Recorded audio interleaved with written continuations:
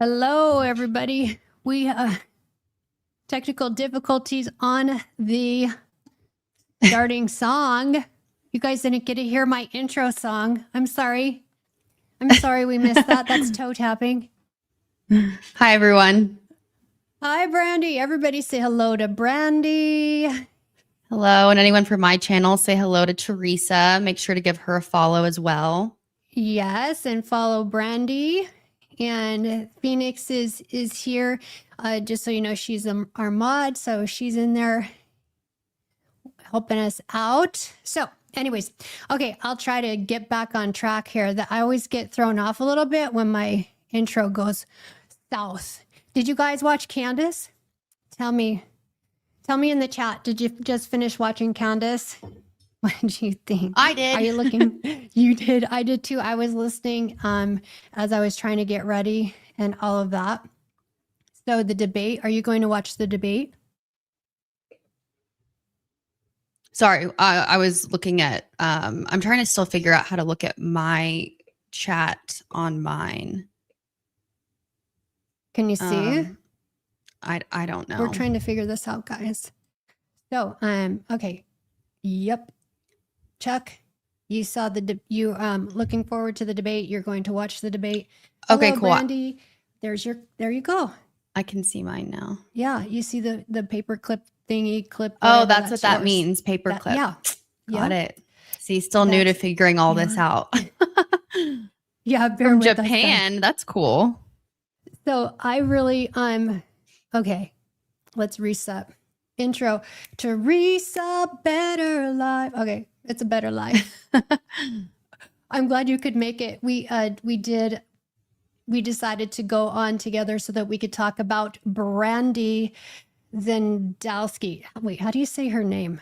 Every time I have to look it up Brandy Zadrozny. I hate that she has the same name as me. I know, every time, but at least it's spelled differently. Yes. Welcome in, guys. Please hit the thumbs up on the channels. Please, if you haven't subscribed to Brandy, subscribe on her channel and hit the heart and let's get to it. So, yeah, Brandy's MS Now report. Tell me in the chat who saw the report. Am I blurry? You are on my end, but I didn't know if it was just my internet because my internet's really bad. Yeah, I don't know what's happening with mine. Sorry about that, guys. Hopefully it'll clear up. Don't know what's going on with that one, but God bless you. Maggie said bless you because you sneezed. Thanks. Thank you. Anyway, so I saw the interview and I about died and I'm like, okay, we interviewed her outside the courthouse when we were there at the Tyler Robinson hearing. So she started actually talking to Billy, right? She sat down next to Billy, and didn't you guys say she did a hit piece on Billy a while ago? Was that her? So she was standing outside the courthouse and I looked at her because I previously talked to her, I think the day before. And then she came up to me and Billy and I think it was me and you and Elizabeth first. And then Billy came later, or did Brandy not walk up to us until Billy was there? I can't remember. Yeah, she came when Billy was sitting there. Okay. So then, yeah, she came up to us. She wrote a piece about me and Billy being conspiracy theorists. I don't fully remember the article. This was like months and months ago when Billy and I first started our Brandy and Billy channel. I can't recall exactly what she said, but Trigger Smart told Billy and I about this piece and said that she was calling us conspiracy theorists, basically. And I was kind of just like, whatever. And then she reached out to Billy individually, reached out to me individually, and just kind of asked us why we stopped doing our podcast. And Billy didn't really care to talk to her. I didn't really care to talk to her because I just know that these mainstream media news outlets just want to write hit pieces about us. Clearly, that's true.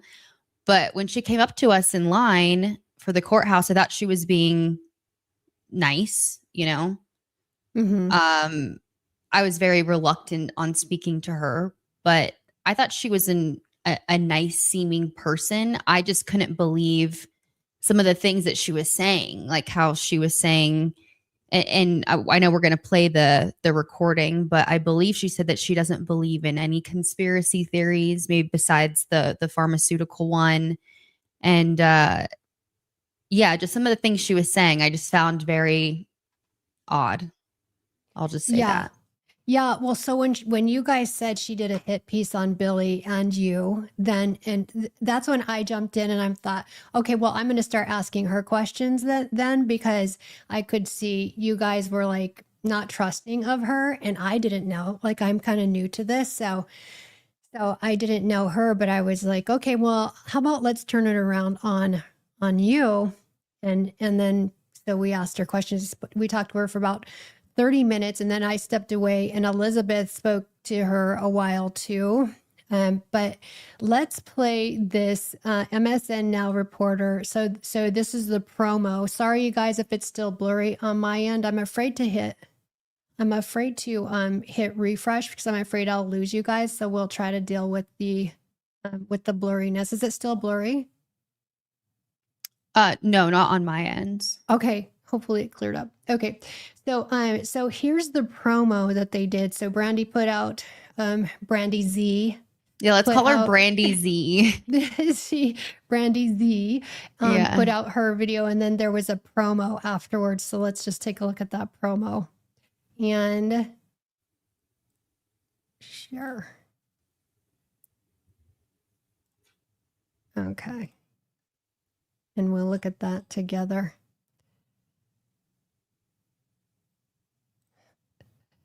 In theory.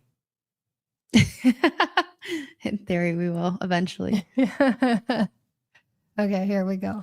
Every day, it seems to me, I encounter some new example of the degree to which completely insane conspiracy theories have consumed huge swaths of the American right. We've reached the point where many right-wing figures themselves have started freaking out about the ecosystem that's been built, that they've helped build. And one of the most high-profile examples of this pattern is the impenetrable web of conspiracy theories that have grown up around the killing of right-wing influencer Charlie Kirk. MS Now senior enterprise reporter Brandy Zadrozny has been following the growth of right-wing conspiracies for years, and today she's out with the first installment of her new digital series, The Deep End: Who Killed Charlie Kirk? How Conspiracy Theories Sparked a MAGA Civil War. This episode charts the rise of trutherism, for lack of a better word, around Kirk's death. The JFK conspiracy theory was the defining one of America's 20th century, and this may be the defining one of the 21st. Candace Owens' conspiracy theorists love the comparison. Any other similarities between the JFK assassination and the Charlie Kirk one? About 5 million. Yeah. Israel's basically the only power capable of such an assassination of JFK and Charlie Kirk. From JFK to MLK, now to CJK. This is, in my opinion, an undeniable state killing. Why would an official story be enough to stop them? And why would they start caring about who gets hurt? The Candace Owens conspiracy machine shouldn't just worry Turning Point or MAGA. Anyone can become cannon fodder. It doesn't matter which side you're on. And the danger from this new era of conspiracy theory isn't just that we'll be duped by misinformation, but that we'll lose our sense of direction. That we'll give up on trying to make sense of what's real and what's not, and blindly trust strongmen or follow snake oil saleswomen who frame everything as a lie and a threat. How far can we go? Snake oil saleswomen. Down the rabbit hole before we're lost there. Brandy Zadrozny joins me now. Brandy, first, I have to say congratulations. I watched the first hour today, and it is riveting and fascinating, and I'm so excited. So first hour, I reached out to her. I'll share with you guys what she said. But he said the first hour. So I asked her if there's another episode or if this is a series, and she didn't answer that question. So I'm guessing there's more to come. Yeah, I was confused so it's great about work. that too. Yeah. Yeah, he calls it a series, and Because I think you were the person to tell me it was going to be a series. And so I'm like, oh gosh, is she going to do like a deep dive into all of us? Like, who knows? I don't think so, but it's weird. It's weird that, so if she's doing this for TPUSA and she's been sort of an enemy of TPUSA and Charlie, so why would she, be working with them or for them now doing this? And, if they are partnering, then it's only a matter of time before she turns back against them. So I don't know. I'll get your guys' opinion in a minute here. I want to start maybe with just describe, because, obviously it was a horrible thing that happened and it was a huge news story and we saw it and it was actually on film, which you start out by sort of comparing the Zapruder film and how that doesn't stop anything. The fact that it's on film, in fact, probably facilitates it. How quickly and how large this conspiracy theory or the theory started to kind of grow up and take hold? Yeah, we started out because the Zapruder film, what's interesting about that is that it was 12 years after John F. Kennedy was shot that video was made widely available. And it really did sort of spark a new just brand of conspiracy theory. Everybody was watching every moment of it, dissecting it. And it really did sway a lot of opinion when you look at public polling. Now, with the assassination of Charlie Kirk, or with the killing of Charlie Kirk, it was immediate. And not only was it immediate, it was pushed into the feeds. The algorithms, especially of X, served it up to people who did not want to see it at all. And it started playing immediately. And, we've talked about just how sort of immune we've gotten, a lot because of social, to some of this violence that we see on a constant basis. But people saw that immediately, and just people went to work right away. I think of it as a machine powered up. And people started taking the clips they were getting and immediately looking at them for what was wrong or what was out of place or what seemed off, trying to figure out, at the beginning, some trying to figure out, what had actually happened, right? That's a normal thing that normal people do. It's called collective. It's normal. So we're normal a little bit, she says. Sense making, academics call it. But then almost just as immediately something else started. And it's this wide range, this huge group of conspiracy theorists that live online and make a living online started to dissect it and come up with these really insane theories. Yeah, I want to just play another clip about how everyone in the video immediately starts to become a suspect, and also just how dangerous this is, right? You've got people like, identifying random people on video as like possible murderers or co-conspirators, and like they can have their lives blown up and destroyed. But take a look at this clip as you sort of walk through some of this. Internet sleuths treated every person in the crowd as a potential suspect or co-conspirator. We need to look into these umbrella boys, like these boys that showed up and were like huddling under an umbrella. The content came so fast.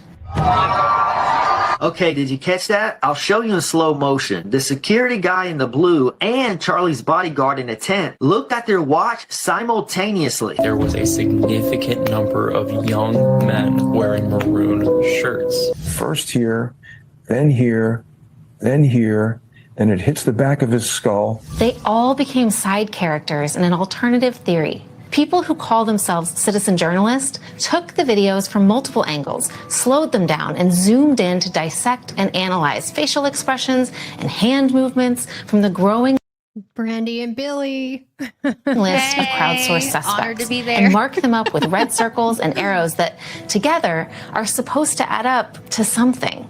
Same as the JFK conspiracy theorists, just working much, much faster and chasing the instant payouts from social media platforms. On that last line, do you love her face?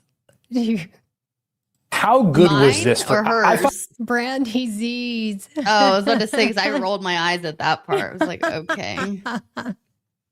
Myself, even when I see them, I'm like, oh, what's this? How good was this for traffic, particularly for Candace Owens, who I think was like the #1 sort of promulgator, but for all of the folks doing this?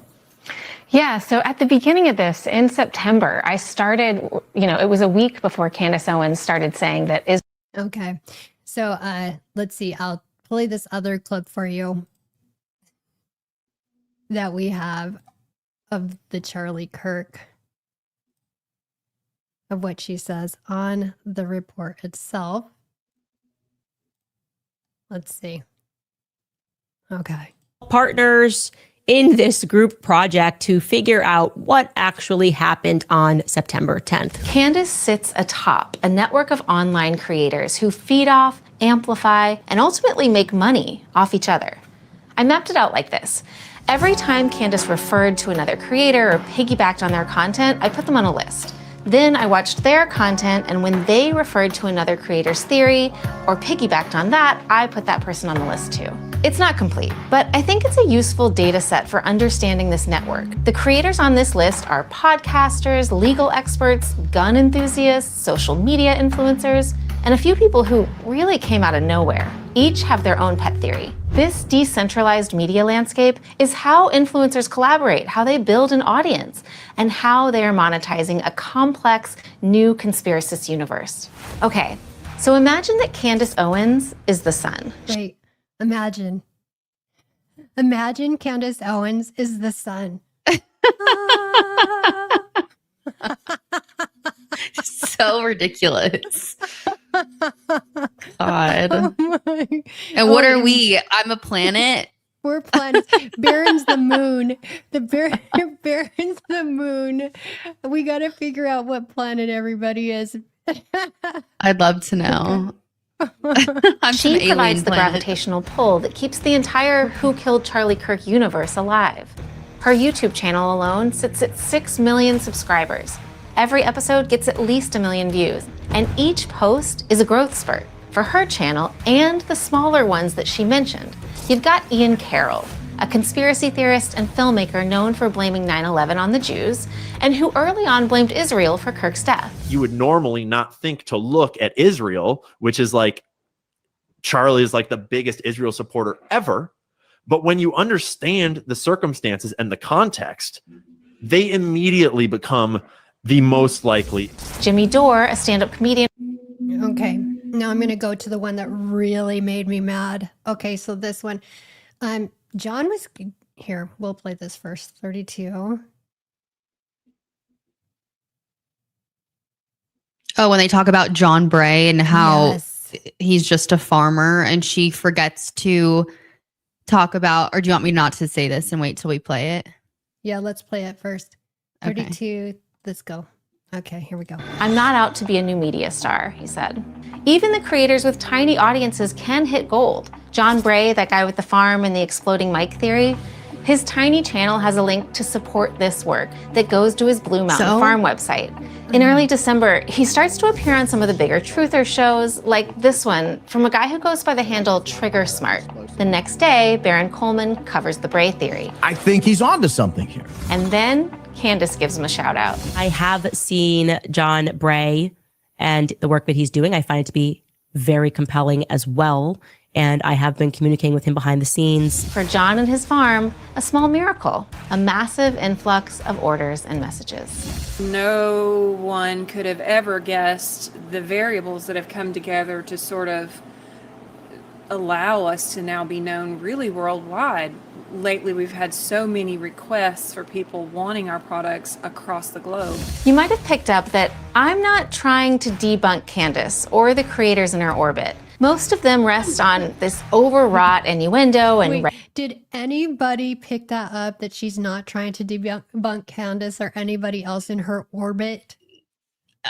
I mean, yeah, when I heard that, I was like, okay. But you're calling us unhinged. She literally used the word unhinged conspiracy theorists. But okay, Brandy. Brandy with the Y. Okay. Yeah, we got you. Okay. red string theories that either can't be disproved because they never state a real theories. claim or take enormous energy to disprove. And for those, there's little payout because by the time you do, they're on to their next storyline. It follows Brandolini's law, coined back when Twitter was good, that says the amount of energy needed to refute both. Okay. We have enough of you. There's so many Brandys. Brandolini, Brandy with a Y, Brandy with an I. Like my name, just stay out of it. Just keep our names out of your mouth. Brandy Z. Yeah. So that's the part that really made me mad. John's such a nice guy, and he's just out there.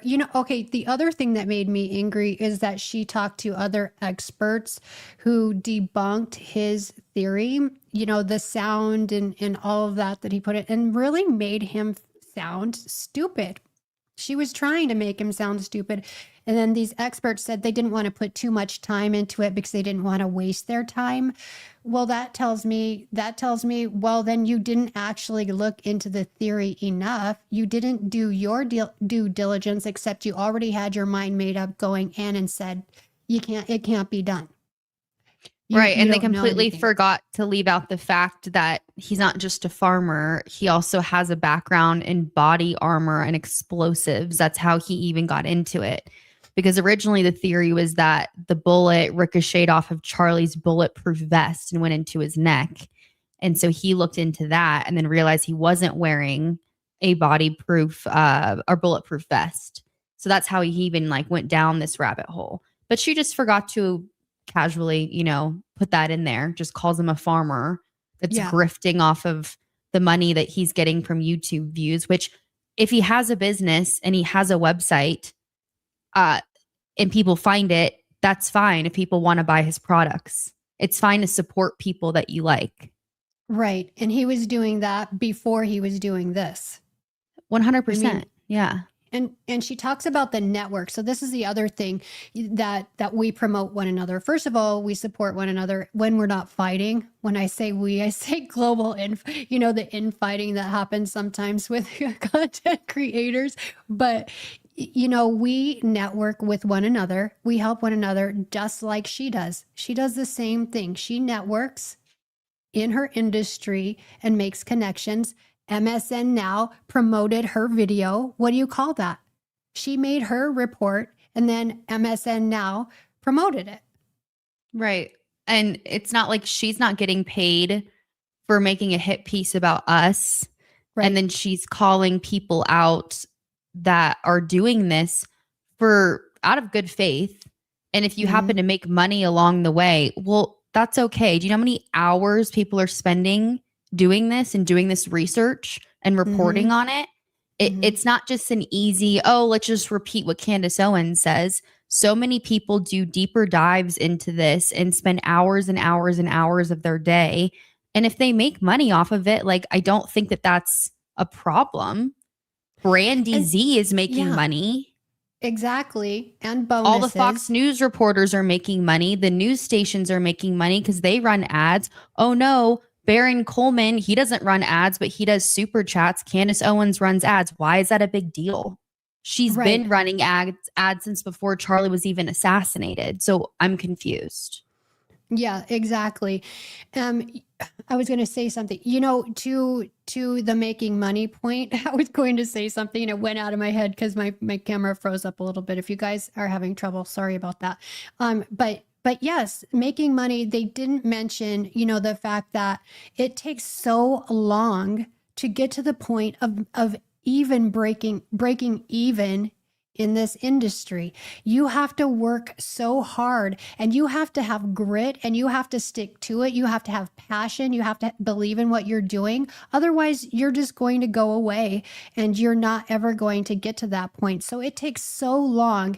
What happened with Baron? First of all, he grinds daily, day in and day out. And that's unusual for him to rise like he did. But look at how many hours he spends online. But she was making it a good portion of the amount of time that he spends, amount of money or the length of his streams he spends reading super chats. And the way she talks about it, because people are sending him money and sending him tips, she tips her waiters, she tips people in an industry that provide a service and entertainment to her hair care. Somebody mentioned her haircut. She tipped somebody for that haircut and that dye job, so it's not an unusual thing. So the fact that she's sitting there trying to make it dirty is disgusting to me. That part is disgusting. Yeah, no, I agree. And I think someone's commented about Baron's text messages with her. I don't know if you did you watch Baron's episode yesterday? Yeah, I have it. Let's see. I did, and I laughed. I laughed super hard. Yeah, Barron's text messages with her that went up to. Can you put it back up, Phoenix? Says it all. She's mad at. She's made the MSM is. She's mad. The MSM is no longer the gatekeepers. Yeah. Like I said, well, during court, when we were at Tyler Robinson's hearing, you could see the mainstream media and how they snubbed their nose. You could just feel it in the air. Did you get that impression too, that the media, not just the people who are asking us questions outside the courtroom, but the media going into the courtroom? What was your impression of them? And what kind of vibe did they give off to you, Brandy? I mean, I didn't really talk with any of them for the most part besides Brandy, but they did they didn't have to sleep outside, right? They automatically had wristbands. And so I don't know. I guess maybe I could assume that they thought that they were better than us because they didn't have to sleep outside and wait in line for a wristband. Peasants. Right? Yeah. And I'm confused. Did Jack Posobiec and Benny and Brandon Tatum, they had wristbands that were for Turning Point USA. I don't think they had media wristbands. Correct. They had Erica wristbands. Yep. They all had a certain color. Then Tyler's family had a certain color. Media had a certain color, and then public had a certain color, if I'm not mistaken. Yeah. Yeah. Yeah. So I just felt like even just the way they looked at us, I'm like, they just seemed very snobbish. There was an older lady who was with the media, and she was very friendly. She seemed normal. She just looked at you with, looked at me with a smile and sincerity in her eyes. She didn't look as though she was looking down on us. For, being dirty peasants outside with our tents in our tent city. Our bougie homeless city. Yeah. Okay. Homeless people with laptops. Right. Okay, let's look at Barron's here, what he said last night. Did you watch him last night, Brandy? I actually watched him today because I didn't have a chance to last night. Yeah. Yeah. Okay, I just love it. Let's go, Barron. There's a lot I don't trust the government on. And I'm thankful that there are independent people, independent voices that will jump online and share what they believe and share what they've found. What about COVID? Go back to COVID. You trust everything the government said? Safe and effective, 2 weeks to flatten the curve. Trust the science. Anthony Fauci is science. Mask up, you psycho. I mean, what do you bet that Brandy Z believes in all the COVID mess? Well, she literally told us that she doesn't believe any conspiracy theories regarding JFK. I believe I asked her JFK, RFK, MLK, 9/11, and she was like, no, I don't see the evidence of, and I'm like, what? And you're a journalist. And I guess you don't do any research then. Yeah. Yes. But that's what I remember her saying to me. I was like so taken aback by her going, yeah, I don't really believe in any conspiracy theories. And I was like, okay, what? She does believe So you're paid by the elites who run the media corporations, who run you to say what they want you to say. So that's what you're saying, in my opinion. Yeah. Yes. I don't want to relitigate all these issues tonight. I don't have time to relitigate them all tonight. But do you just blatantly, blindly trust the government to get it right every single time? I don't. If I did, I'd move to North Korea or Cuba. I don't trust the government to get it right every time. I trust that people will jump on YouTube or Spotify or Rumble, and they'll cover some of these things.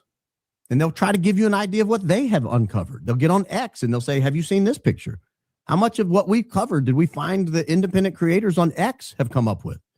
People like Ali Top Files, Muppet Masher, Blake Bednarz, Diligent Denizen.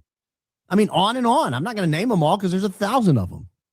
We've played stuff from all of them that they found that has helped illuminate what's going on in Utah. What happened on that day? We wouldn't know the security team sent Charlie up there to Utah, basically uncovered so that they could set up a tent. We covered that last night. We wouldn't know that, but for independent creators, Fox News isn't going to cover that. Fox News isn't going to cover that. MS Now isn't going to cover it. No. Oh, goodness gracious. They don't cover anything. Oh, no. Is that true? No. The only reason we find out all these little details is because of people like Candace and Barron and Ian and you and me. Mm-hmm. Without people like us doing more research into this, we would only be hearing the Fed slop, and they don't cover any of the little details that are now being brought to light that they have to defend themselves on. Yeah, and the only boots on the ground they put their reporters, or the reporters go, is to debunk us or to demean us, people like us. You know, I know that there are other content creators. Joshua Carr, we'll get to that later in a little bit, who was also there, who Brandy Z shared her little conspiracy theory with there. But there are creators, she didn't mention any of those on her side of things, because they're out there doing the same thing and making a living, trying to make a living. Exactly. They're doing that's a great point. They're doing the exact same thing that we are, but just on the opposite side. Exactly. So why is it okay for you, but not okay for us? Exactly. Oh, because you work for MS Now, which literally no one even knows who you are. When she said MS, I'm like, what is that? She's like, it used to be MSNBC. And I was like, oh, yeah, I don't know anyone besides like my grandparents that watch like the actual news on TV. But okay.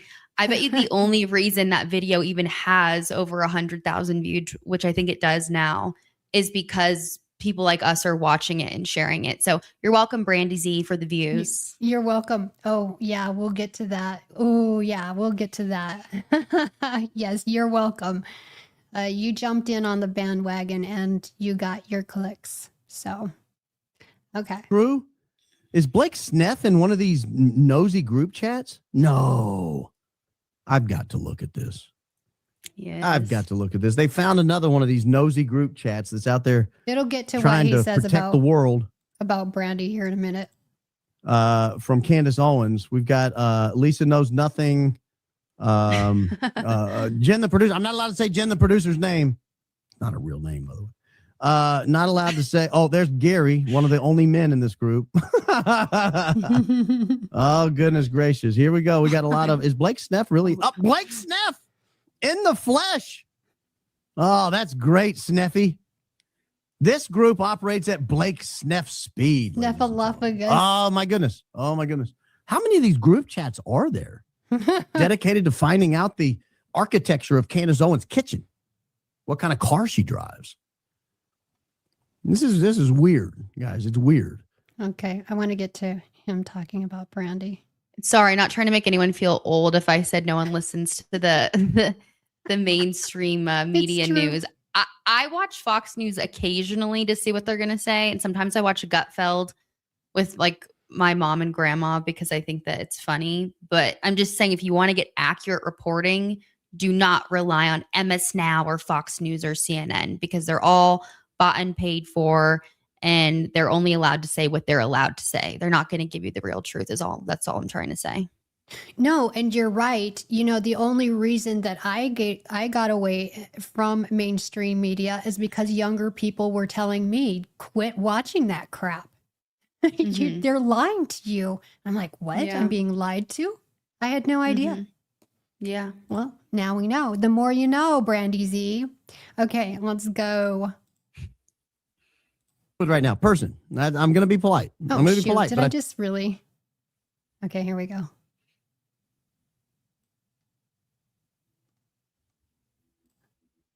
Okay, is it happening? What the heck?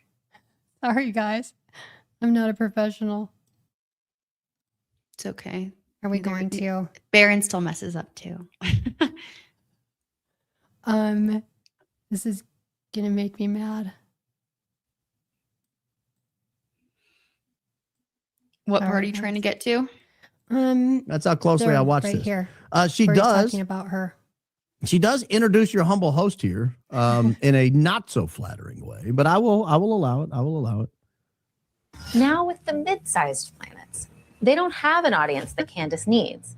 Instead, She just said that Candace doesn't need you guys. But I disagree. Wait, and Mel's on there. Mel, and she doesn't do content. She tweets. She's on X, but she doesn't do content. I think she's on there because Candace has mentioned Village Crazy Lady, which is her X account, so many times, and she has uncovered so many things. So I think that's why she probably made it on the circle list. Yeah. Go Mel. Wholeheartedly. Candace needs you. they supply the fresh content to feed the overarching narrative. Guys like Baron Coleman, a lawyer and a former radio. I think she had to try to get a picture that bad of me, by the way. I don't think she could have I guess she could have chosen a worse picture, but that's not ideal. I mean, if she would have asked, I would have sent her one. Host, whose show Owens calls the after party to hers. Coleman is a just asking questions guy. The word allegedly hangs on a sign behind him in his home office. Smart. You got a problem with my sign? You've got a problem with my sign? All right. Fair enough. Fair enough. I'm sorry, ladies and gentlemen. I did not mean to interrupt her, but there it is. Oh my God. His value comes in the holes he pokes in Tyler Robinson's criminal case. Those aren't conspiracies. She's undermining her entire argument here. The holes I poke in Tyler Robinson's criminal case. If there are holes available to be poked in the case against him, Brandy, that's known as reasonable doubt. That's kind of the definition of a criminal trial here in these United States. I don't know about you guys in other countries. I know 30+% of our audience on any given night comes from outside of the United States, but and the way we do it here is the prosecution makes a case, and if you can poke holes in their case, the guy goes home. That's kind of what happens. So if you're accusing me of poking holes, if that's your big beef, I'm poking holes in the case against Tyler Robinson. That's kind of how news works. Brandy, you ought to try it for once. Now, Coleman's pet theory, and it's maybe the most popular one, is that the rifle that prosecutors allege was used to shoot Kirk couldn't have done so because that gun was too powerful not to cause an exit wound. The case was over. Tyler Robinson's not, I mean, in my opinion, not going to get convicted because that neck wound is so inconsistent with a gunshot. Now, the prosecution... That's not a pet theory. That's just fact. That's just, I mean, even some of the most strident critics of your humble host, the only reason I know those critics exist is because that was their pet theory. People like snipers and people who train snipers. That's also their pet theory. It's not a pet theory. It's just, if I shot you with a rocket launcher and it bounced off your chest and didn't go through you or didn't explode at you, you might think that I actually didn't shoot you with a rocket launcher. If I, dropped a nuclear weapon on your house, or if that's what I was alleged to do. Baron Coleman, he dropped a nuke. He dropped a nuke right on my house. Well, can I see your house? Yeah, it's right over there. And there's like a little burn mark on the upper part of the attic. You probably could guess that I didn't actually drop a nuke. And if you tell me I shot you with a 30-06 in the neck and it looks like your neck just sort of opened up and didn't, as Jimmy Dore once said, blow a drive-through window out the back of it, then you could probably guess that I didn't actually shoot you with a 30-06. That's not a pet theory. That's just observation. Those are the skills of observation. Brandy Zadrozny of MS Now. Hasn't Wait, it gets better. But check this out. You see a similarity. Oh my God. Wait, watch. They have the same glasses. I've heard this comment a few times, and I was dying laughing at it. Oh God. Okay, here we go. An autopsy into evidence, but And that's not actually true. I'll back that up just to hear, because what she said is not true. I don't know how long she's been putting this together, but in my opinion, not going to get convicted. Because that neck wound is so inconsistent with a gunshot. now the prosecution hasn't entered an autopsy into evidence, but They actually have, Brandy. We saw it. We saw clips of it anyway.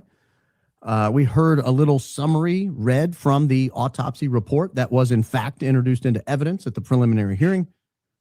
So you're wrong, and that's okay. I'm not going to judge you for being wrong on one fact. I'm sure I've been wrong on a fact here and there. But people close to Kirk, including his head of security, have said that the bullet was shot from a rooftop above, moved down, and fragmented inside Kirk's body.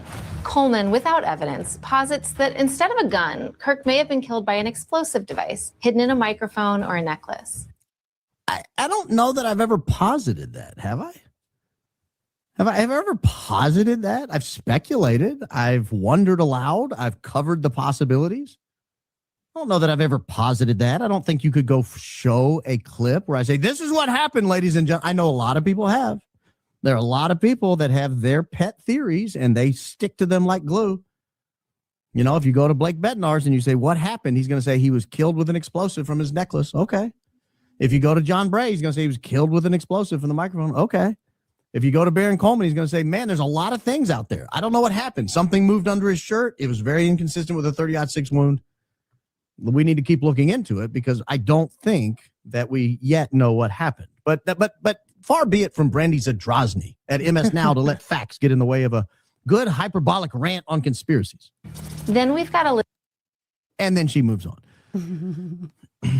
I got a little issue with that. I'm Hey, going to show Allie. you some text messages in a minute that gives you a little more of an issue. I want to watch how she covers John Bray here. I think what she does Okay. here is very unfair Yeah. to John Bray. Okay, I want to get to where he talks about.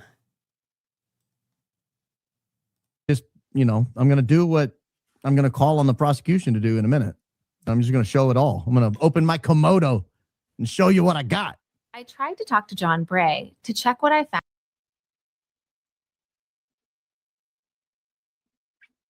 Oh, those are his Okay, text those are his messages with texts. her. Let's look at those. From MS. Have a sec to talk today. I'll be honest, I'd never heard of MS. I thought she was talking about multiple sclerosis. I didn't know if she was like trying to raise money for a medical charity. No idea what she was talking about. No idea what MS means. Can you be more specific? Wait, and he's a little bit older. He didn't even know. Yeah. Sorry, MS Now. Used to be MSNBC. Used to be NBC News. I'm still getting used to it too. Ha, ha, ha, ha. Roger got it. Happy to chat by text. Okay. Does that sound like I'm rebuffing her? I don't want to have anything to do with her. I'm refusing to be. No. Okay. Then she posts a recent article about Steve Bannon and Jeffrey Einstein. Great. Thanks. The short of it is that I've reported on Charlie and TPUSA for nearly a decade and think his death and the fracturing of his organization is one of the most notable events in recent memory. And to document it all, we're working on a narrative podcast that tells Kirk's story and documents to fallout from his assassination. Part of the story, will have to be about the distrust in the FBI's handling of the case. Oh man, I didn't quite capture it all. So this is Barron's text messages with Brandy I Z. copy it down in a second, so I'll show you that. And the most readable, notable events in recent memory, and to document it all, here it is. Yeah, part of the story will have to be about the distrust in the FBI's handling of this case, and the questions that you and so many others have been interrogating. So after we go through the clips and talk a little bit more, we'll get to the audio from the courthouse that we have of her, and then I'll also share the messages that we exchanged. Mm-hmm. I'm reaching out to you and some others who have been authoritative in this space to see if you'd be willing to talk on the record or maybe be up for a kind of profile of you and your work. I'm less interested in trying to prove or disprove alternative theories. You're part of what I think of as the great splintering of modern media, and I'd love to talk with you about it. We're making several reporting trips the next 2 months, so we have some time if you're at all interested. Happy to answer any questions. Does that piece that she produced sound like that she is wanting to talk about the great splintering of modern media? Does it? Because it doesn't to me. No, and I'd like to know who she contacted of the outer sphere of Candace's, world. She's contacted me before, but it was She very, did. very brief, like very brief. Yeah. Was it just recently since the court hearing? Because she's been working for a couple of months on this. No, so let's see. I texted her. So she left me a voicemail. Let me find it. Really? She left me a voicemail on May 26th. Okay. And she said, "Hey, Brandy, this is Brandy Zadrozny or whatever her last name is. I'm a I like reporter with MS Zadrozny. Now." Is that what it is? No, but I like it. It's uglier. It's Zadrozny. Zadrozny. Whatever. She said, "Hey, Brandy, this is Brandy Zadrozny. I'm a reporter with MS Now." I'm just reading the transcript from the voice mail. "I wanted to reach out to you because I'm working on this project about Charlie Kirk and his assassination, and I would love to talk with you about it. I reached out to Billy, but I don't think you guys are broadcasting together anymore. Happy to talk whenever is good for you. My number is whatever. Thanks, bye." I didn't see that, and I'm not kidding. I get so many spam calls. It's ridiculous. So I always just send people to voicemail that I don't know. Mhm. And I had a bunch of voicemails that I didn't listen to. And I was like looking through them to see which ones were spam. And I just saw in July that so I guess it was like a little bit over a month that I noticed that she left me a voicemail. So then I texted her on July 3rd and I said, "Hi, this is Brandy Siciliani. This is going to sound crazy, but I literally just saw your voicemail, LOL, about reporting on Charlie Kirk's assassination." She said, "Ha, I actually ended up getting a hold of Billy. She declined." And I said, "Oh, okay." Because I didn't want to talk to her anyways. So I just said, Right. "Oh, okay." So she said, "But I'm super interested about why you guys split up. Also, are you planning on being at the preliminary hearing this week? I'll be there." And I just said, "Yeah, I'll be there." And she said, "Okay, great. I'll text you and say hello if that's okay." And I said, "Of course, see you next week." So I'm always trying to be nice, Yeah. And then I did see her in person and she came up to me and we talked and she was nice. And I just simply told her, if you're looking for some drama story about Billy and I, there is none. We just Yeah. had different scheduling, things going on and decided to just do our own podcast. That's what made sense to us. And that was kind of it. I think that she was looking for some type of like drama piece that she could add into this. And I was like, I can't give that to you. And I'm just glad I didn't really talk to her more because I feel like she just takes everything and spins it. Yeah. She had her mind made up before going in what she wanted to do and why. And so it makes me wonder who else she reached out to and makes me kind of nervous what other, what kind of other things are in the pipeline for her series. Yeah. Yeah, if it's a series, yeah, we'll see. Mm-hmm. We will see. Okay, let's see what Baron. I really want to get to the part where he just goes off on her. It doesn't to me at all. I've embedded some questions in your text above. So I copied her text and then in brackets, I put all my questions. So here's her open. I reported on Charlie and TPUSA for a decade. Can you send me a few representative articles of your reporting on Charlie and TPUSA? I just wanted to get an idea of what it was that she thought about Charlie Kirk and TPUSA. And think of his death, the fracturing of organizations, one of the most notable events of recent memory. Then me. Can you elaborate on what is notable about A, his death, B, the fracturing of his organization? On item B, can you send me documentation where TPUSA is fracturing? Hey, I'm not going to take everything you say at face value. You're going to have to support your claims here. And to document it all, we're working on a narrative podcast that tells Kirk's story. Me, what is Kirk's story? His biography, his founding and leading of TPUSA, his death, and documents to fallout. Can you define fallout? That was me. Can you define fallout? What is the fallout you're talking about from the assassination? Part of the story will have to be about the distrust in the FBI's handling of the case. And then I comment in the brackets here. The case is being led by Utah authorities. Do you have parameters around what portion, if any, is being handled by the FBI? If so, can you share them so we can be on the same page. Guys, this is basic stuff. If you're going to claim that there's distrust in the FBI's handling, which part are they handling? I've got to know what's alleged to be distrusted here. And the questions that and so I ask, what is your understanding of the scope of my questions? What questions am I asking? In other words, what claims are you wanting me to defend? And so many others have been interrogated. I'm reaching out to you and some others who've been authoritative in this space to see if you'd be willing to talk on the record. Bracket. I need to see the answers to my questions above to make sure we're operating on the same understanding of the work I've done to date before evaluating whether to participate in your effort. He's next level. No, because he's a lawyer. I love it. Yeah, I literally love yeah. it. Like, It was perfect. brilliant. I learned so much from this text exchange of how to deal with reporters now. Yes, how to engage. Perfect. Yeah. Perfection. Or maybe even be up for a kind of profile of you and your work. Bracket. All of my work is publicly available. I'm less interested in trying to prove or disprove alternative theories. Me, bracket. Can you define alternative theories, and on what basis could you conclude they are alternative? You're part of what I think of as the great splintering of modern media. Me, how so?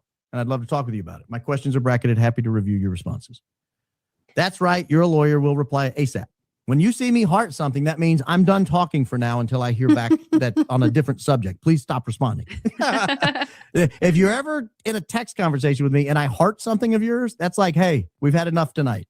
Let's go to bed. Duly noted. Not with each other. Just stop talking to me. That's kind of my, and she took it. She stopped talking. And then she responded. Sorry for the delay. I'm juggling assignments because of the Einstein drop. So regarding the podcast, we're still in early stages. And as we talk to people, more of the story will take shape. Happy to answer some of these, but I don't go into reporting with a fixed idea of what I find or the conclusion I draw. Wait, As I learn more, the story will reflect that. did she just say that? She doesn't go into a story with the conclusions. She just said that. Yep. And then she sent me a few She did. representative articles on her reporting on Charlie and TPUSA. Charlie talking about her, a video of her at TPUSA that went viral. And then she answered some other stuff. Can I elaborate what's notable about his death? I've written and believe that he could have been president. He was one of the most powerful figures in the MAGA movement. Without them, there has been a vacuum at TPUSA. Oh, Zadrozny. On that, we agree. On that, we agree, and I agreed back in February. I think TPUSA's fracture is evident in the recent firings, but also I've attended TPUSA events and talked to fans online, and the audience is not unified at all in their support. Oh, that didn't make it in your piece. You blamed Candace. Blake Neff quoted your piece and blamed Candace. Oh, wait a minute. I thought it was our fault. Some people thinking Erica shouldn't be leading because she's a woman. Others think more nefarious things. This isn't uncommon in big orgs that lose a leader. Brandy, all that was noticeably absent from your reporting when you were just hacking around on people who've been covering this case. And to document it all, we're working on a narrative podcast that tells Kirk's story.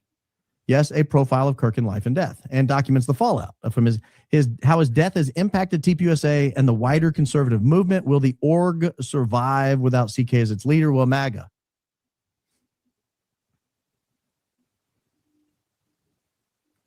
And then she responds to some of these. The FBI was criticized for Patel's early posts, especially the texts. I'm aware that the Utah County Attorney's Office is handling, but the press conferences with Patel and Cox and Mike Smith and Jeff Gray muddled that fact for the general public. I believe I saw a post where you were calling for the FBI to investigate. What's your understanding of the scope? I've watched several of your videos. I'll watch them all if you decide you're interested in talking to me for the project, but I've seen ones where you say you don't think a bullet killed Charlie, and I've examined alternative methods, maybe as Mike. I've also seen videos where you seem to interrogate the theory that there was a cover-up by Kirk's inner circle. Okay, so you've seen a little bit. Alternative theories here, theories about outside the FBI and UCAOs that TR acted alone with a gun. Okay. How am I part of the great splintering of the modern media? Mainstream media used to be gatekeepers. Boy, do they long for the day that they can return to that. Because she's part of the mainstream media. She wants to be a gatekeeper. She wants to tell you what you are allowed to believe. She wants to tell you what you are allowed to read, what you're allowed to hear, what you're allowed to see. These people are so fundamentally dishonest in the way they come across. These people are so there was a time in the United States where if Walter Cronkite said it, it happened, and if he didn't, it did not. That time, ladies and gentlemen, has passed. Walter Cronkite is quite dead. He's been dead. All of the mainstream media has lost their gusto. They've lost their oomph. And their credibility. Oh, yeah. And they can't, they just lie about everything, and they have been for years and years and years. And now we finally have independent journalists or podcasters that dig into it and tell you the truth and present evidence that it's not factual. And they're like, oh no, we can't have that. Yeah. The days of reading the news is over. It's been over. Stand it. They hate that you are allowed to bypass them and get information. They can't stand it. Mainstream media used to be gatekeepers that provided information distilled from experts. Oh, it was the experts, ladies and gentlemen. They had suitcases, or they had briefcases in their hands. That's how we knew they were experts. Now, that's the thing. This is the feeling that I have is we're not allowed, according to her, according to others in mainstream media, we're not allowed because we're not the experts. We didn't, necessarily go to school for journalism. We don't work for a network, even if it's MS Now. We don't rate. And so then we have no right to get out and speak about it because we're the unschooled, unintelligent, uneducated ones. Right? You're spot on with that statement. That's how they think. Yep. Oh, there are a million different places to get what serves as news. It's been happening, but especially since COVID, people are opting out of the old model and finding sources they trust to offer new perspectives outside of the official and mainstream. That's because you guys are liars. That's because you misrepresent what happened, just like you did in this piece. And that's because you put words in my mouth that I never said, and people can go back and look, and they can ask me about it. They can contact me anytime they want and say, did you say this? No, in fact, I didn't say that. They can tune in and listen to me critique your piece. You're a hack, Brandy. You're a hack. And if you did this to me, how do I believe you did Trigger Smart right? How do I believe you did John Bray right? How do I believe you did Elizabeth Lane right? How do I believe you did Candace Owens right? Maybe I'm going to be the only one to release all the text, but I'm irritated by the fact that you acted like nobody wanted to cooperate with you, or most people didn't want to cooperate with you. Because watch how this ends. Watch how this conversation ends. I did go a week or so without responding. I think that was February 12th, and it was February 18th here, and I not responded. Checking on your interest, thanks. If you ever text me, you'll realize this is not uncommon, that I don't see texts. Going to put you down as a no, but please let me know if something changes. Sorry, been busy on the story. Last few shows have taken 18 to 20 hours per day to put together. You should watch them. Always advertising, ladies and gentlemen. Totally fine. If I misread you as disinterested, I'd love to talk. We have a couple more weeks before we need to lock down our travel schedule. But I get that you're on a different timeline, and I've watched a few of your episodes. That's why I'm reaching out to you. I can't keep up with all the content, though. It'd be a full-time job. And this is what I get just blatantly blunt with her. If I'm being completely honest, I'm skeptical of your objectivity and operate on the assumption you're going to produce a story that is negative to me and others doing what I'm doing. Admittedly, that's based on a limited and cursory review of your work and bio.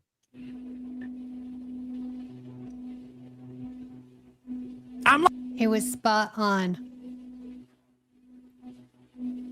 Like Nostradamus here. Nostradamus. I'm like Nostradamus. I'm Edgar Casey. I'm looking into the future and I'm seeing what reality before it happens. I got a bad habit of being right. It happens a lot. That doesn't stop her from assuring me I'm wrong. even though I turn out to be right. But that's Brandy Zadrozny for you. I do get that. I obviously write about conspiracy theories and often critically, but this is how I covered Candace. And she posts a Candace article. As a media story, to me, though, not an attempt to debunk. I'm interested in you and others like I was in Candace in 2018. And I say 8 years ago, you might surprise me to the upside, but even calling something a conspiracy theory gives your thoughts on this. Guys, am I right or am I right? It's a bad habit. It's a bad habit, Zadrozny. I can see people like you from a mile away. I don't care what kind of niceties you say on text. I know who you are. I know the type of person you are. I didn't even see your glasses yet. I hadn't even seen your plastic framed aviators. And yet I knew. There's a reason people like Candace get more views daily than CNN primetime shows. I should have said MS Now. Yes, he should have. They don't trust reporters who refer to conspiracy theories. I didn't call this a conspiracy theory. Oh, I said I report on them. So I get why you might be wary. But you did call it a conspiracy theory. You called them all conspiracy theories. You used the word conspiracy 38 times in 47 minutes. Zadrozny, you're not smart enough for this fight. You're not smart enough for this fight. You need to go back to covering people. I don't know who you covered in the past, but you can't do this. Erica now, maybe. MSNBC or whatever they're called these days should be ashamed that this woman works there. They should be She did go to Turning Point. Agreed. We can talk about that Apologies after. for conflating the two. And I agree regarding Candace and CNN. That's what I find so interesting. I want to get past me. No, I didn't say that. Just get I don't know what Candace came already to. I can't so you people. I've been a radio talk show host. And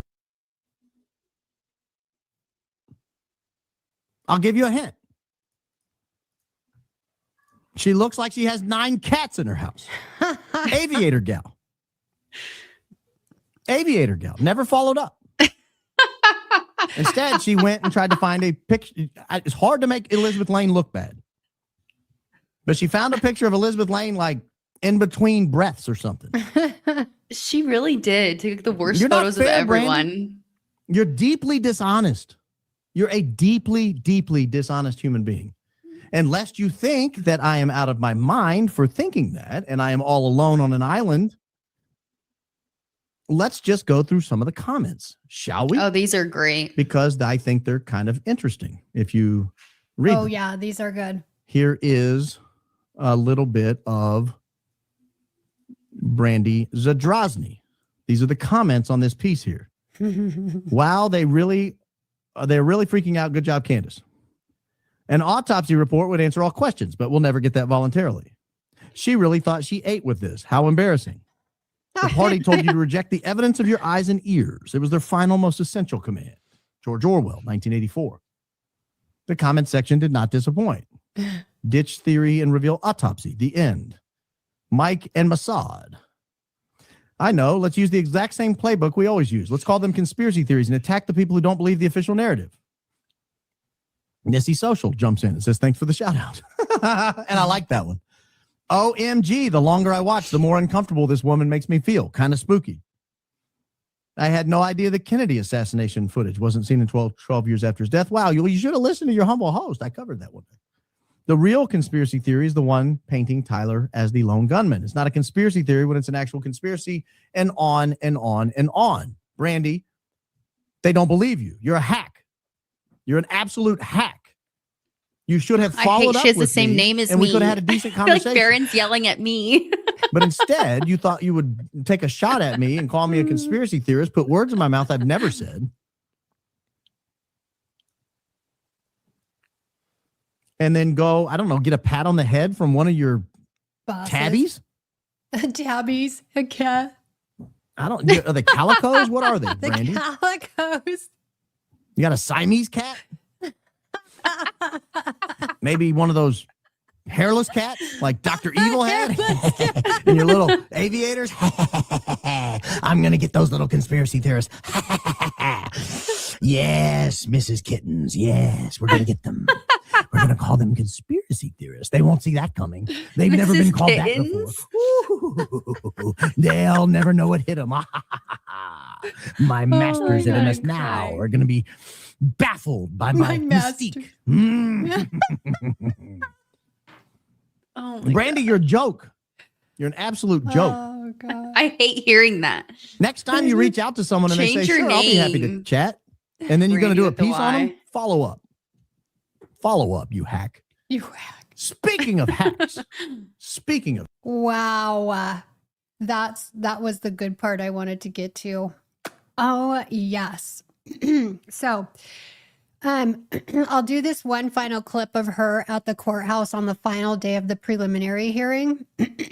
And, my husband had looked at her. Well, he listened to some of the audio from the recording that we did, and he's like, she's unintelligent. She seems like she doesn't, know what she's talking about and doesn't even necessarily know what she believes, which was really an interesting take, I think.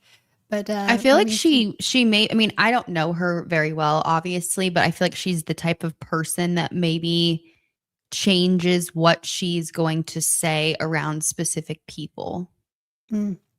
Well, it seems like she's always had it out for, well, yes, I think when she wants to get something, she'll say what she thinks she needs to say to get them to open up to her and tell her what she, what she can use later on.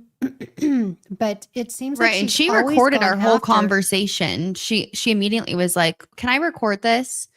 And Utah is a one person state, so they can record without your permission regardless. And that's why you started recording the conversation. And you told her, I'm going to record the conversation too. I did. So yeah. she was aware. I remember you saying that. I remember Yeah. seeing you say that to her. Yeah. Yep, I did. Okay. Yes, let's go. This. If we go like this. And I haven't listened to this conversation since it actually happened in real life. So Yeah. is this our And- conversation? This is her at the courthouse reporting on the final day of court. On okay. Friday. Okay. So this was her reporting. Let me take it off mute. And that's it. The preliminary hearing for Tyler Robinson, the man accused of shooting and killing Charlie Kirk back in September of 2025, is over. It ended with a pretty poignant scene, that of Erica being allowed to watch surveillance video footage that prosecutors had zoomed in on and enhanced with circles to show you sort of where to look. That really did show just a better view of what they say is Tyler Robinson scoping out UVU campus before the shooting and then climbing to a rooftop and getting into a prone position before they say that he shot Charlie Kirk. Now, the last moment of the courtroom scene was Erica broke out into tears. She hugged her mother-in-law for a very, very long time. And with that, the judge said, that's the end, and we'll reconvene on September 1st. Now, we have a statement from Erica Kirk that ended with saying, nothing will ever undo the loss of our beloved Charlie. As this case moves into its next phase, she said, they pray that it will continue to be heard through a process that is fair, transparent, and grounded in the facts. That grounded in the facts is a very important clause, because all throughout this case, and even in the face of the facts that we've seen at this preliminary hearing, conspiracy theorists and conspiracy theories have really blossomed. And so, we saw one bit of evidence in the hearing and a totally different story out in the real world. How that will play out, we'll see through the summer. All right, joining me today on iHip News is entertainment executive turned. I just think it's very interesting that earlier in Barron's, or maybe later in his video, from what we were shown, he plays clips, or maybe it was Candace that played a clip today of the part in Brandy's video where she says that she went to Turning Point headquarters and they chose to remain off the record, but they spent hours with Brandy, and she said that they answered all of her questions, but it was off the record. So she can't put anything that they said in the video. Right. But she spent hours with them and answered all their questions. And from her perspective, they're a company that is struggling and trying to deal with this. Yet Charlie Kirk despised this Brandy girl.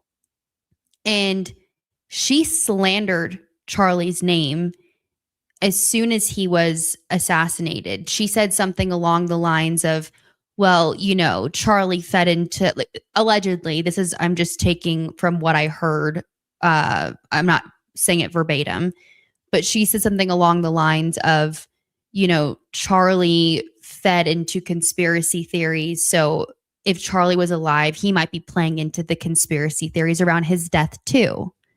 Why would Erica and Charlie's best friends at work at Turning Point, why would they allow this reporter that Charlie despised into their headquarters, sit her down and talk to her for hours? Especially when she's pro-trans and all that, she's leftist. And allegedly, right, according to Turning Point, a leftist transgender loving human took out Charlie Kirk. So why would they allow her in their headquarters to report on this? It just doesn't make any sense. Right. So do you think they're using her, or do you think she's working for them? In your opinion? In my opinion, I think that everyone in the mainstream media is trying to push the narrative that Tyler Robinson did that. And I think Turning Point is using anyone that they can that's going to be on their side to push that narrative. That's why Blake Neff today or yesterday pushed out the clip of Brandy's video and basically said that, you know, this is all Candace's fault. This would be going smoothly if it wasn't for Candace, but was referencing Brandy's video. Yeah. Which if Charlie was alive and this was a different situation, I seriously doubt he would be referencing an MS Now reporter, Brandy, who has talked shit on him so many times. Like, I seriously doubt that. It's just very, very odd. Yeah, to me, this goes toward evidence. It points toward evidence of the, I hate saying this all the time, but it's so true. But the uniparty, like, it's not just the administration. It's not just Republicans and Democrats. There's a unified agenda on both sides. And yeah, it's the elites that are controlling everything. We've woken up to it. It's not left versus right anymore, you guys. It's the elites. They're controlling us. They want us to be distracted by the left versus right bullshit. But it's really just they want to control all of us. Charlie was in their way. They had to eliminate him. Allegedly realized what was actually going on, and now they want to make us look like a bunch of crazy psychos. So Turning Point and the mainstream media are clearly teaming up now and trying to turn up this conspiracy theorist stuff and just trying to make us look dumb. But I think they look dumb. I think this video that this Brandy girl released it's just stupid. And she opened up with the biggest conspiracy theory of all time, JFK, which I would think a majority of Americans believe is a conspiracy. I don't think they believe the narrative. So I thought that was a really dumb conspiracy theory to open up with, because we're like, well, none of us believe the JFK narrative. So now you want us to believe the Charlie Kirk narrative? Like, okay. Good one, Brandy. Yeah, she should have started with something else. I don't know. But it's like we have JFK, we have RFK, we have MLK, we have 9/11, we have Epstein, we have COVID, and now you want us to believe that the Charlie Kirk narrative is real too? Like, give me a break. Yeah. Do you think we're dumb? No. Yeah. They're hoping we're dumb. They're hoping we're dumb. And I think they believe that they can change minds who are supporting this work, who are pulling away from the party, who are pulling away from the agenda of big tech, big business, big government. And I don't think it's going to work. The only demographic she's talking to that believes her are, like you said, the older generation, the generation that still believes the government and still believes mainstream media. And it's I not don't- everyone that's older. I've gotten so much like shit in the comments before for saying that. I'm just speaking from my own experience of, some of my grandparents or my friends' grandparents that don't even really know how to use YouTube. And I'm not saying that's everyone. I'm not. I'm just saying that there are older people that don't know how to watch podcasters. So they turn on Fox News, they turn on CNN, and that's what they watch. Or you have people that are younger than grandparent age, maybe, but they are just so dead set on certain people that they've listened to for years and years and years and years, and they can't even fathom that those people would be lying to them. And they're busy with work, or they're busy with their children or their grandchildren or whatever, and they don't have time to take a deep dive into actually look into other theories or to get familiar with other people, other podcasters, let's just say, to listen to and to trust them. So they have just what they're used to. And they don't want to listen to anything else, and they don't care about what anyone else says. They're like, no, I've been listening to this person for 15 plus years and I trust them and I'm going to believe what they say. And that's what I'm saying about some of the older generations.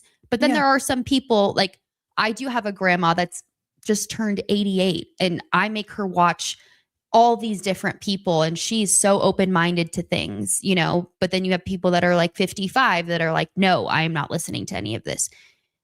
But I'm just saying, I feel like the younger generations have so many different apps and things that they look at constantly. So they're constantly seeing different people and different viewpoints, and then they can kind of make decisions for themselves. So that's what I am referring to when I kind of reference maybe people, the older generation. Yeah, I agree with you 100%. And I'm of an older generation. I feel like, I come from that. Like I said, it's only because of younger people telling me to get away from mainstream media that I even knew this whole other alt news sphere existed. And I'm so glad, like as you were sitting there talking, and I was remembering back to when I watched the Today Show, like religion, every day, that was one of the things that I watched. And I'm thinking, as you're speaking, I'm like, and thinking about these other people who are still stuck in that. How depressing. Like that was a depressing life. And the information that I was getting, I did not feel like I felt asleep is really what I felt like. And I feel more awake than ever, than in a very long time, since being turned on to alt news sources and truth tellers, which has been a couple years. Yeah. Well, I mean, for me, even the only podcasts I really listened to were Charlie Kirk, the Charlie Kirk Show every day. And then I would listen to the Daily Wire, which Candace Owens was part of the Daily Wire at this point. I would also listen to Matt Walsh, would listen to Michael Knowles, sometimes would listen to Ben Shapiro, because I like to listen.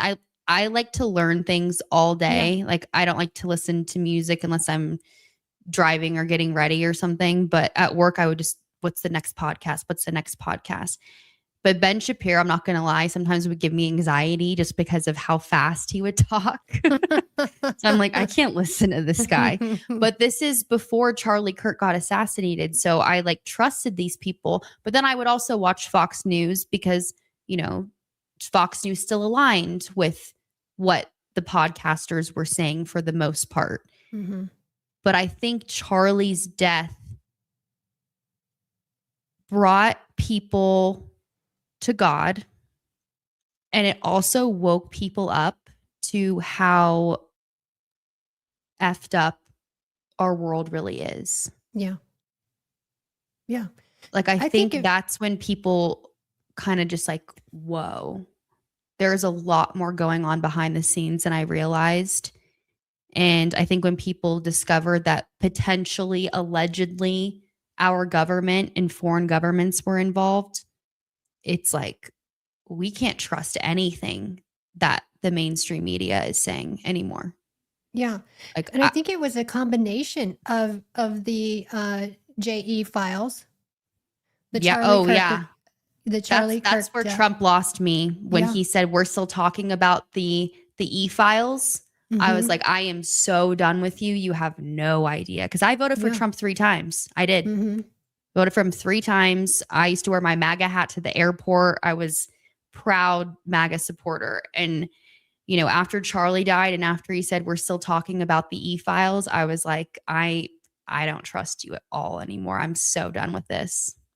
Right. And then it just keeps snowballing because then we see everything that happened after Charlie and all the things the administration has done. So I think it's just snowballed and it you know, it started, I think, with the e-files, then Charlie Kirk, and then everything is just, it's just rolling.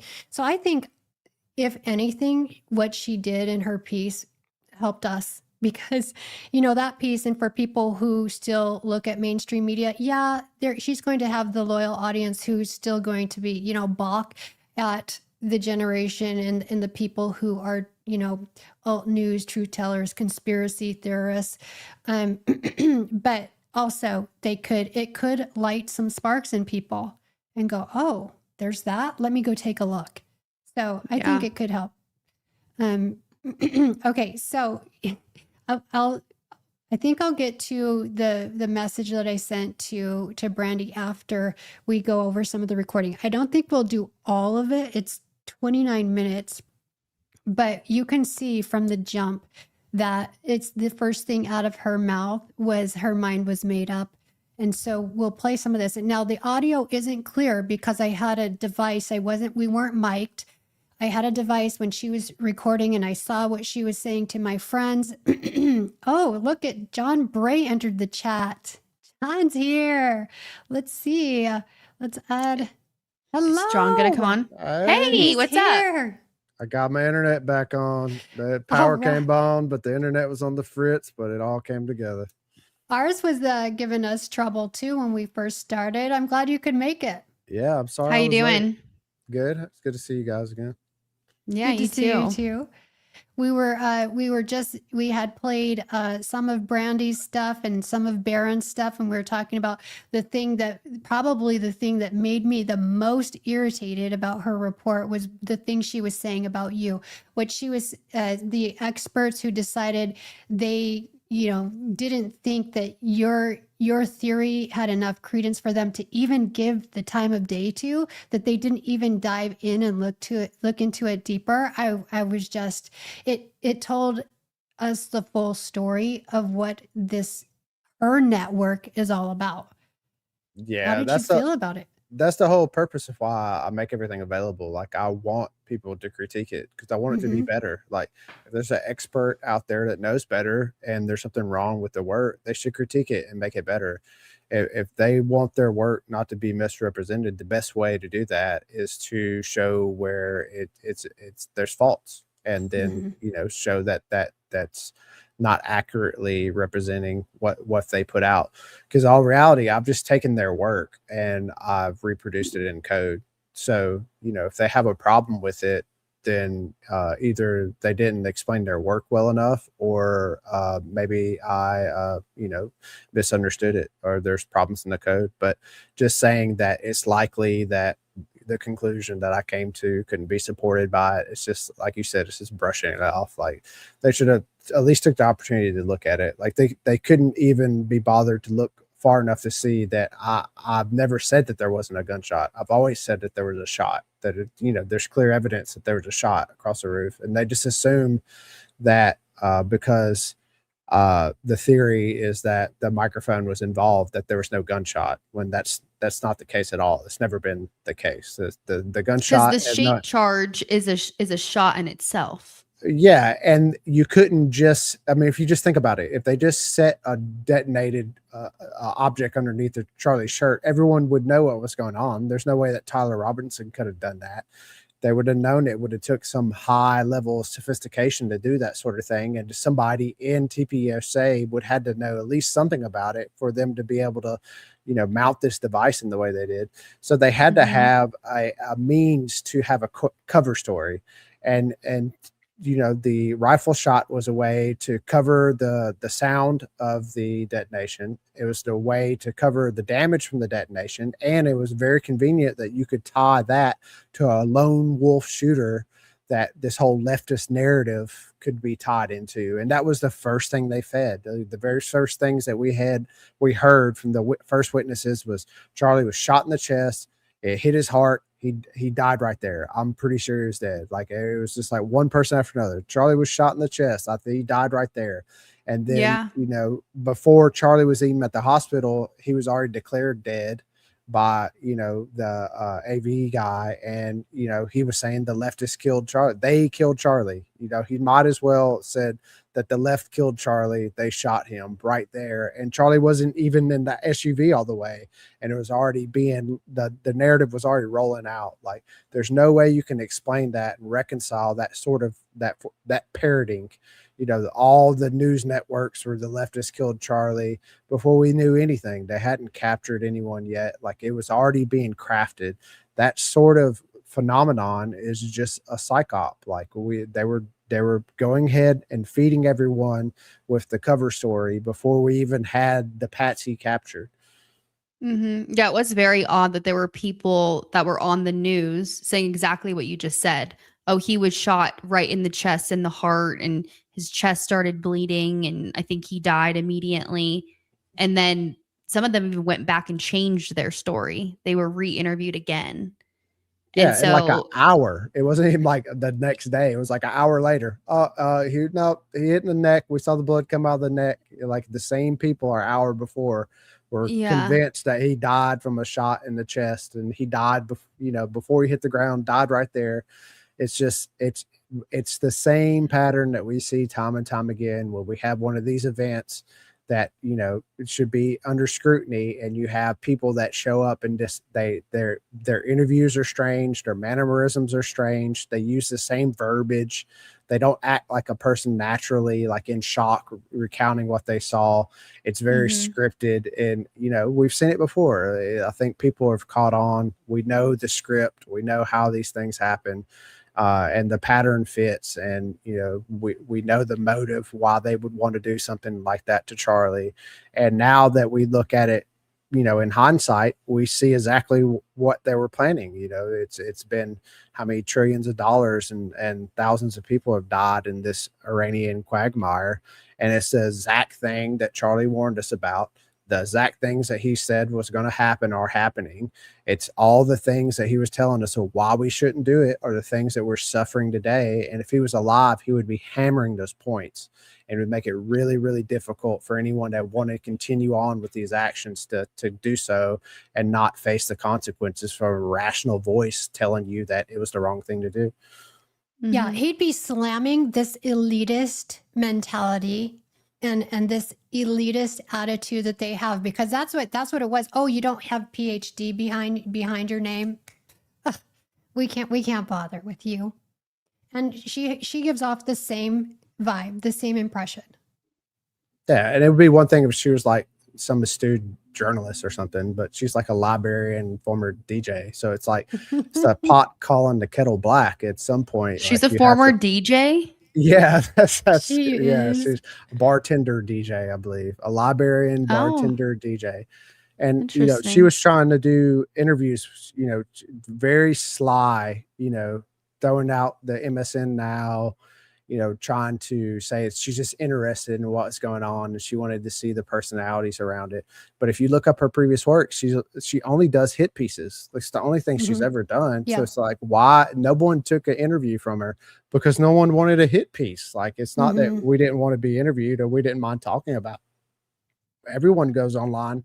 We go in spaces. We talk about everything. Like, it's you don't want a narrative crafted in the MSM, fashion where they take a few sound bites and they take key aspects of your life and then frame a narrative that fits what they want. And that's exactly what happened. I mean, everyone I'm sure that was contacted by her isn't surprised that this exactly is what happened, because that's all she does. Like, why is she going to change course all of a sudden? She's like a a journalist assassin. She assassinates character. Right. And that's what she calls, or people call Candace Owens that. It just really bothered me that she forgot to leave out the part that you also have a huge background in body armor and explosives. And she just calls you, John the Farmer. Yeah, I'm like, it's okay, pretty leave out convenient. key facts here. Yeah, exactly. Like I've developed technology to clean the very protective equipment that's used to protect people from injuries from these type of devices. Like I have direct knowledge of these type of injuries because I was working with equipment that protects people from these type of injuries. So to me, like it's more close to knowledge that's useful than people that make the devices that detonate, that makes the weapons. Like they're just looking for specs to make these weapons. They're not really concerned with the injuries that are caused from them.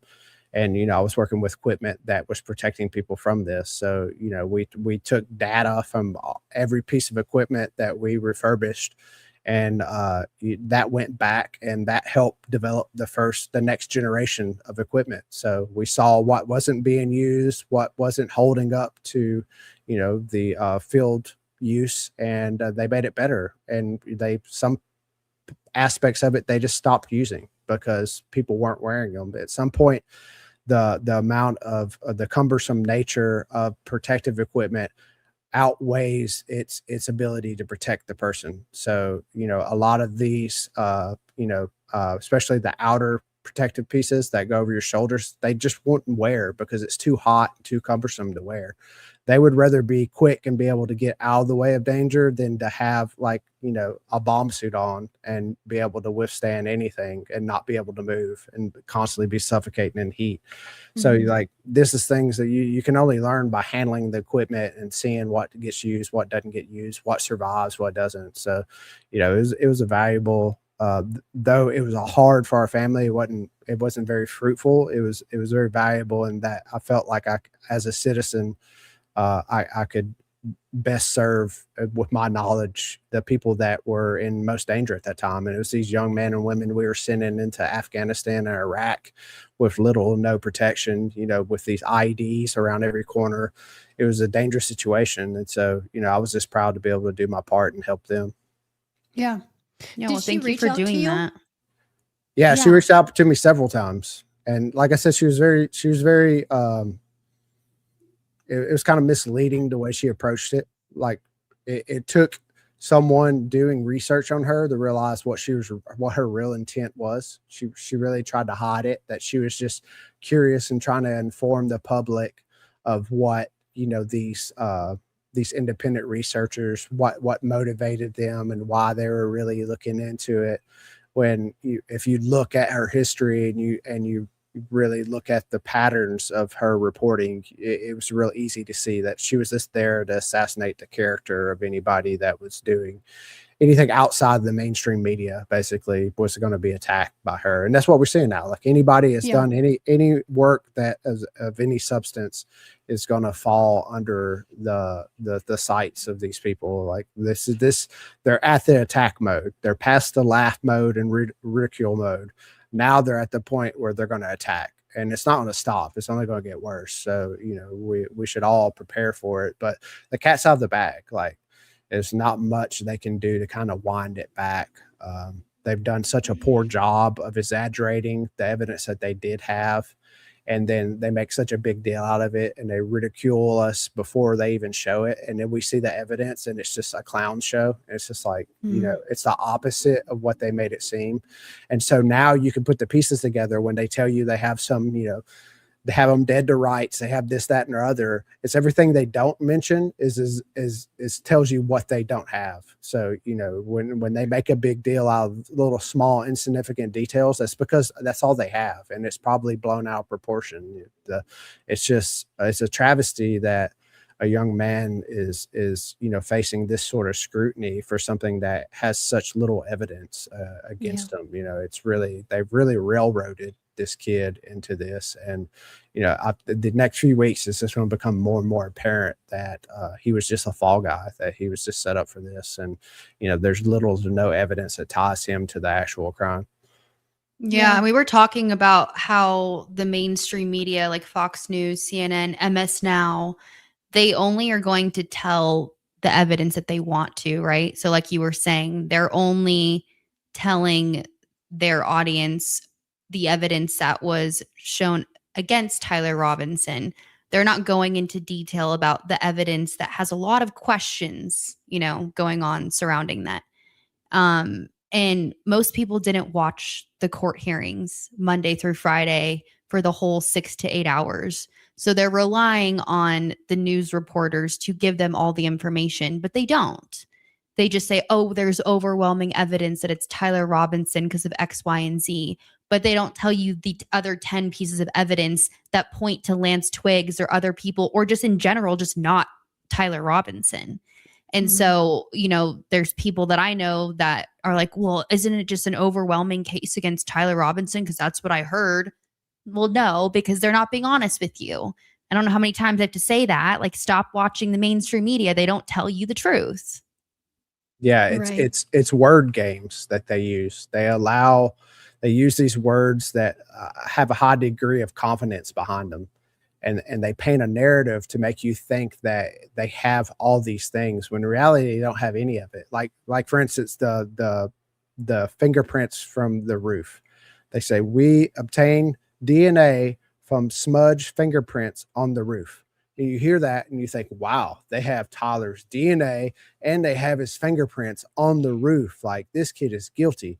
But when you go and look at the actual facts, is they didn't obtain any fingerprints, or the fingerprints they had didn't match him, and the DNA isn't a match. So it's like, while it's what not they Tyler said, Robinson's fingerprints, like what? what they said was true. They obtained DNA from smudged fingerprints on the roof, but what they didn't say is the actual truth. And they just allow people to take that overwhelming evidence and apply it to the things that they mentioned afterward, when in reality, it's actually overwhelming evidence that it wasn't Tyler. Like, if he G.I. Joe'd, with his Kung Fu grip from the edge of the roof, he would have left fingerprints. He would have left DNA. Like, there would be something substantial to show that he was there.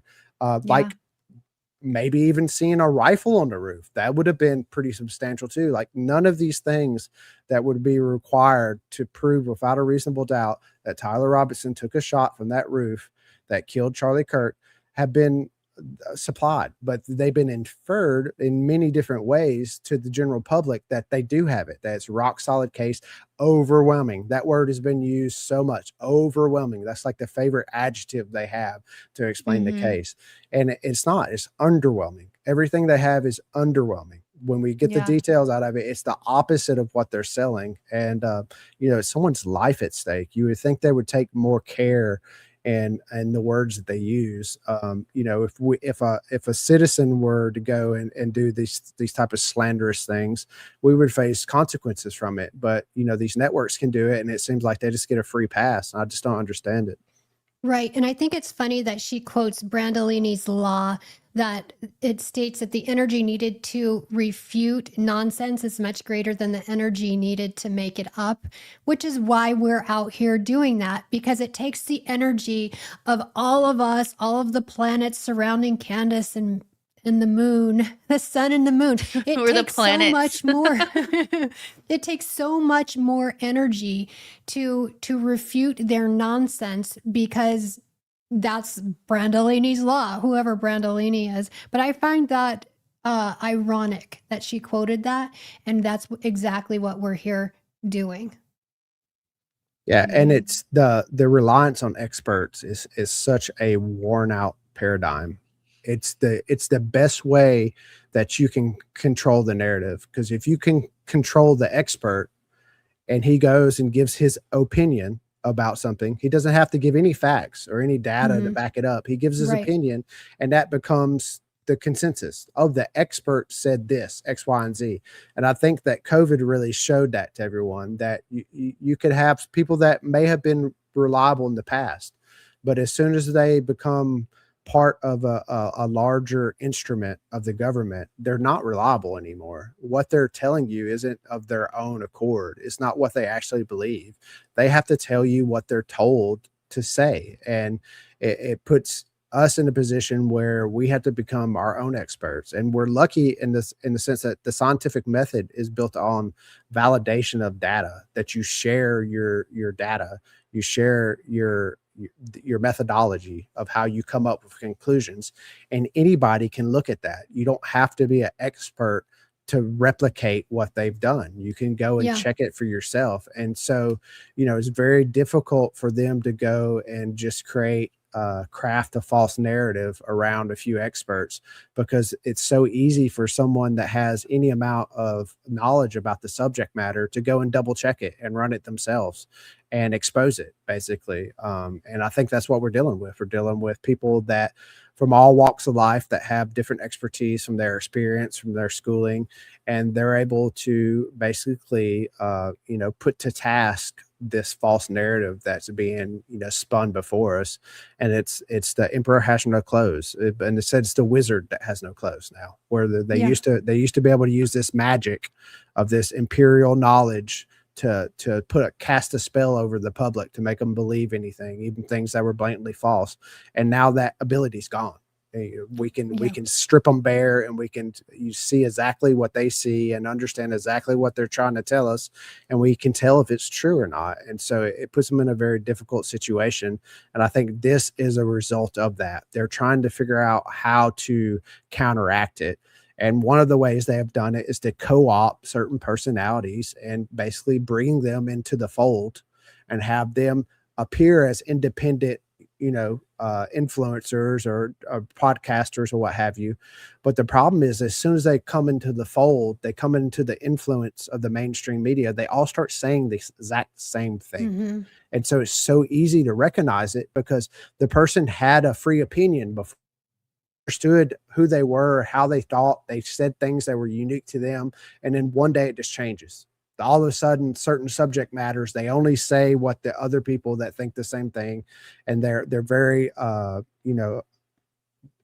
they get very flustered when someone goes against that, because it's difficult for someone to defend a subject matter that they don't truly believe in, because they don't have any foundation of beliefs around it. They were just given this belief and they have to defend it, but they have no structure to defend it with. So the only thing they can do is just make allegations and get upset and make it like a very dramatic ordeal to that, we're dishonoring the widow, or, it's a obstruction of justice, or, we're psychops, or we're paid agents. All that is just because they have no beliefs themselves to back up the narrative that they're pushing now. They've been giving it and they have to defend it, but they have no tools to do so. And so that's why they all use the same verbiage, because they don't know how to go outside of that box, because it's not something they actually believe. It's not a position they can defend, because they never thought through it. They just arrived there whenever they drank from the poison chalice of, taking that government check or whatever it is that they do to get these people to parrot this narrative, and it destroys them. Like you see someone that would be respectable beforehand, when people see that, there's no coming back from it. Like, that's why people are drawn to these independent podcasters, because they're authentic. They're different than the newscasters that all have the same scripts and they wear the same clothes and they talk in the same weird way. Like, it's an authentic person. You get to know them and you trust them. But once that trust is eroded, they're no better than the newscaster anymore. And I think they're starting to realize that now. And I don't know what their next move is going to be, but it's going to be interesting to see what they're going to come up with to try to resolve this issue that they have. Yeah, and we all know that sorry, Teresa, just really quick, but I know that they all do have the same talking points, because they have those group chats that we've all seen now. Yeah. And same with the White House ballroom thing, how after the White House correspondents dinner shooting, they all mentioned the ballroom, right? So, Candace and Barron and I think Diligent Dennison have revealed those group chats with 90 plus people in them. And I'm sure that they're all saying, okay, let's all talk about this. Let's all post about this. And it's like, we notice it now. We know when you guys are all conjoined and, plotting together to post some narrative because you all say the same exact thing. We don't. Like, I'll repost John's post or Teresa's post or piggyback off of it if I agree with it, but we're not all at the same moment posting the same thing because we are authentic people. Right. And I think, to both your points, that we are pulling back the curtain on that. The emperor has no clothes. We've pulled back the curtain. We're putting our work out there. Like you, John, you're putting your work out there in plain, simple to understand English and not be hiding behind paid scientific papers that are written for all of the elite educated, and it's not needed anymore. And yeah, I think you're right. They're terrified. They're terrified of that. So yeah, I got this clip. Well, it's the full interview, but like I said, we'll just play some of it because it is long. I will post it, later if y'all want the full version.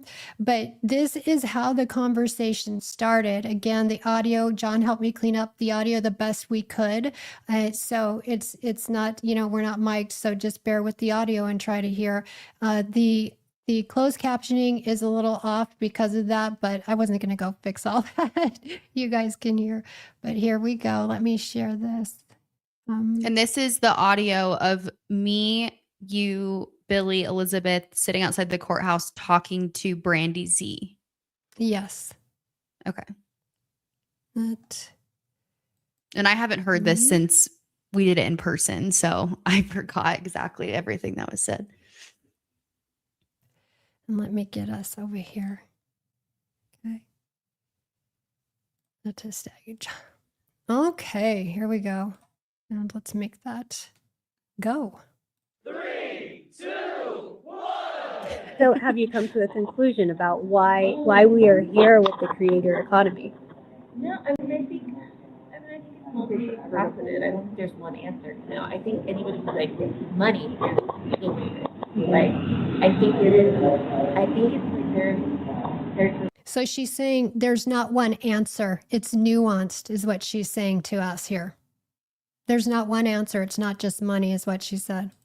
long been the memory between like movement of distrust in institutions generally. I think a little bit fast forwarded that for like a million reasons.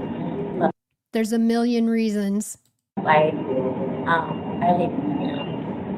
think that there's a lot of reasons why we don't trust the world and it's just what people tell us. And I think that when you don't trust, she's saying we don't trust the world. We don't trust what we're being told. And if you don't trust, like I'm a mom, right? So like I had birth in a pool and I get all of that. Trustworthy figures over like people that you know and that you can identify what or number or whatever.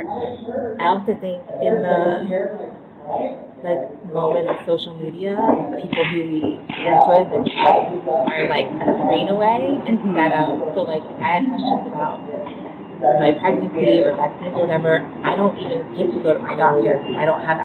So she's talking about how we now have social media and we have each other where we are the experts and we can go and get into our groups, that she can't just go to her doctor whenever she wants. She can't just talk to her doctor wherever she wants. She goes to social media circles, and in the sense of like her pregnancy here. Access to doctor most of the time, honestly, when I didn't have all the time, but I have access to it all. If I get any baby birthing communities and like those become my people. So like I think it's a lot of things that like has just sort of all similar to this moment. But I don't think it's also about conspiracy culture, costumes. I think it's some of these people that created. Wait, I'm a little confused. Can you pause it? Mm-hmm. I don't think I was listening at this point of the conversation. I would think I was talking to maybe Billy or Elizabeth, and you were just talking to Brandy. So she's saying that. What about her pregnancy that she doesn't trust in the media? So I asked her what is her opinion of why we have this creator economy, and so she's going into saying, let me go like this. So she's going into saying, well, I think it's nuanced. I don't think it's just money. I think you know, there's a lot of different answers and we don't trust what we're being told. So she's like making herself, you know, part of the we. And so she said, like, for me, when I'm pregnant, I can't get to my doctor all the time. I don't have access to the doctor all the time. So I go onto social media and I have my groups where I can ask questions about my pregnancy. Got it. Okay. And so that's the, you know, we don't necessarily have to just wait for the doctor, or we don't just have to wait for the experts. We can go talk to our groups and get information that we need. So this is what Okay. she's saying. Yeah. Got it. Okay. Thank you for clarifying. Yeah. Culture being part of the mainstream MAGA movement, how it's sort of like been embedded there. I can go on like a million days, but like I think it's a lot of things. I mean, Trump was a conspiracy theorist, 100%. and all your life. So she thinks it's a million things that she could go on of why we're in the position that we are today, of relying more on alt media and content creators. Life. So you said you don't believe in conspiracy theories. So in your whole life, yeah. Oh, no, just about her. Oh, okay. So that was my question. Yeah. Okay, so I was like, is there not one thing that you felt like was a conspiracy theory, then was proven true, like later, and you were shocked? Yeah. No, I think like the thing that meant that resonated just as a consumer, not as a journalist, was the like OxyContin Sackler stuff. Yes. Because like I was so crunchy. OxyContin Sackler. I The was Sackler confused. family. Yeah. Yeah. Yeah, so she's talking about so not as a journalist, but more as a consumer. She was really crunchy and she doesn't even take Tylenol or whatever, but she believed that this whole thing with the Sackler family and the push for OxyContin was a conspiracy thing that she did believe, or that she could Which is believe. proven to be true now.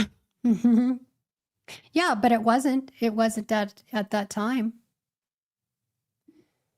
I'm so crunchy generally that like I don't even take Advil. But she like, doesn't I take know that that's Advil. wrong. I know in my head though, like as a journalist, I know that aspirin is fine. Like I don't think there's like aspirin trying, but like I can't get over it. It's just like a part of life, you know? Anyway, yeah, like there are conspiracy theories that I definitely think about and like get created to. But as a journalist, I also think that like most conspiracy theories are like born out in the organization. Yeah. And definitely not like, just in my opinion, definitely not a secret like this that was includes the FBI, UVU, Tyler Perry, midwife, like everybody would have to be like in on it. Like, So she's saying she doesn't believe in the Tyler Robinson theory because, or the FBI being involved, because so many people would have to be in on it that it just doesn't make sense. that's the question I asked. So that said, yeah, the JFK assassination. Yeah. How do you feel about that? So like I think that can be inferred by like what I think about most of these like shooting stuff, including Butler. I tend to believe that messed up young men access to guns sometimes do end up losing. Until I hear a compelling like evidence.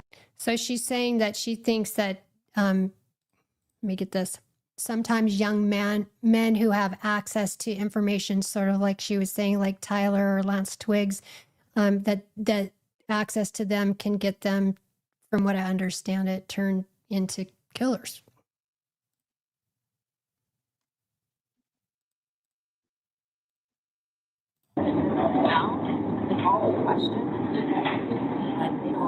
I haven't heard anything.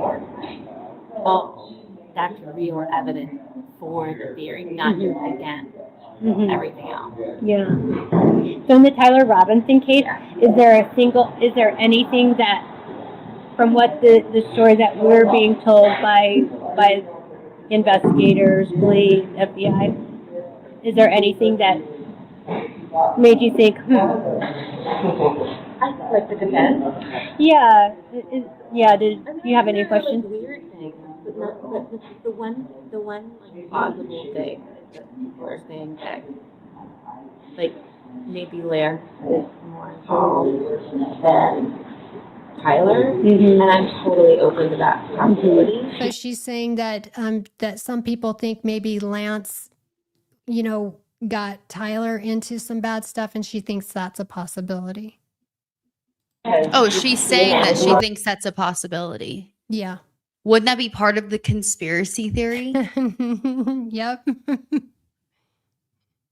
Thing, right? Like I read the thing that I found compelling was the who's the creator, like Mr. Pickles or something. I'm forgetting his name.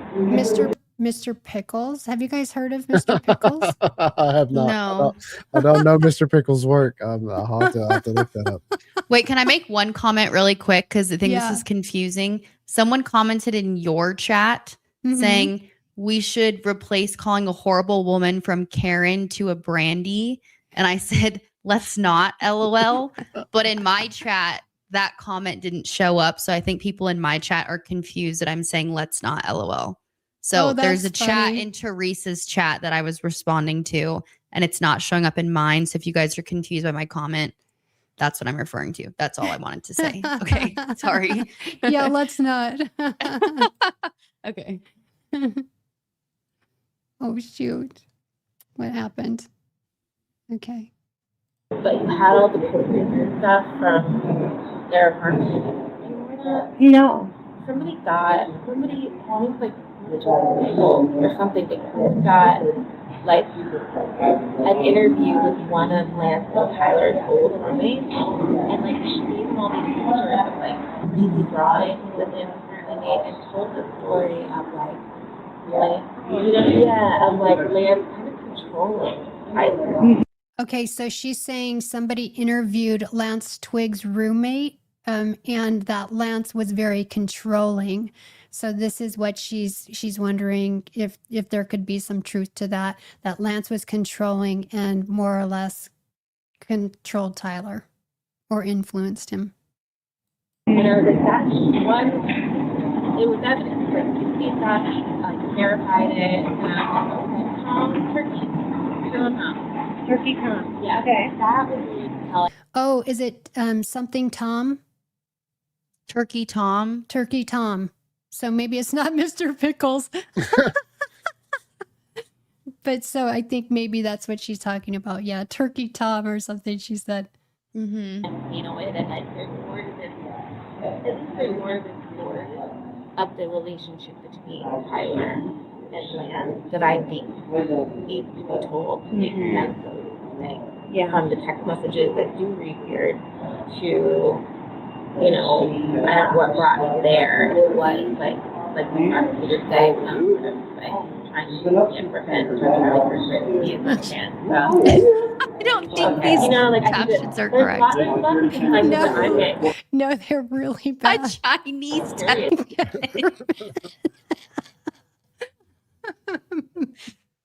Okay. Yeah. But like Kelly, they Controlling temperament, I think she was saying. Yeah. That's wild. Yeah. So I think there's like go back on track with her. No. I think you beat in on it. I think that there's a lot of blood on the grass and they couldn't get it out and they had to open coffin with it and the investigation was over. They don't do and so dumb people get dumping. I just think that could explain everything. Like instead of I don't see the people. I guess I see a lot more dumb people. Anyway, sorry, I feel like I'm talking a lot. No. Very good. What I don't even know. Sorry, Brandy. I'm Teresa. Yes. Okay. So then we get into a little more. We just said hello and did our introductions and that, but then at a certain point when we were asking about JFK and all of that, we went into more detail. And she said she didn't believe any of that. And then she was talking about. That's what I remember. I was like, you don't even believe in any conspiracies surrounding JFK or RFK, or I think I listed some other ones. And she was like, I mean, not really. Yeah. From what I She told remember. a story about Umbrella Man. Did you guys ever hear about Umbrella Man? So she was talking about how there was a conspiracy theory around the assassination, and there was a man with an umbrella that closed or opened right at the time that he was shot. And so people thought, oh, umbrella, he had something to do with it. And so, it was a big mystery for a long time. And then years later, this man came out and he actually said, yeah, he had an umbrella, and it was like in protest or anything. But she was using that as a story of how she feels like conspiracy theories can just really take off. And it was like in protest to JFK's father, I think. And that's why he had the black umbrella there when JFK got assassinated. But it was in protest to his father or something, but I don't remember regarding what specifically. Yeah. Yeah. So my point in sharing this, and I think I'll try to clean it up the more if we can, but was that she came into it. She didn't ask Brandy. She didn't ask Billy. She didn't ask Elizabeth. She didn't ask me. I don't think she asked you, John. Why do you do this? What is your motivation? She didn't ask that one time. She came in just saying, what was it she said at the very beginning? What, that we were grifters? Or are you talking about in this? To a conclusion about why we are here with the creator economy. So why we're here with the creator economy, and then she began to rattle off a bunch of lies of what she thinks. So, but she came into it with her mindset. It wasn't a true report, which we all she knew. already knew what she wanted to write before she came in on it. She was just trying to see if she could get any good quotes or anything like that. Like I had a Daily Mail person ask me, like, what do you think about being called a grifter and things like that? And I just told this person straight up, money. I've lost money doing this. I have not made money doing this. And I do this because I love Charlie Kirk and I want to actually bring justice to him and find out what really happened to him. But no, she didn't ask us that once. All she wanted to know was the dirt. What happened between this, and this? And it's like in my opinion, she reached out to me and wanted information that would feed her hit piece. It wasn't a genuine article. She didn't want to ask me genuine questions about why I'm doing this, when I started doing this. It was just, what can I get from this girl that's going to feed my hit piece? Exactly. And that's what she was getting from doing to everybody. And, Baron had her, had her pegged. John, you had her pegged. Brandi, you already had, experience with her. So you knew. I didn't. I didn't know. But as soon as I found out she did a hit piece on you guys, I wanted to turn it around. I didn't want her to ask you any more questions. So I jumped in and said, how about I ask you these things? So yeah, anyway, I had reached out to her on Instagram. I'll share this with you.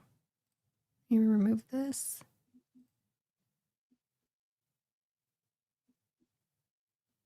And I got this. Let me see.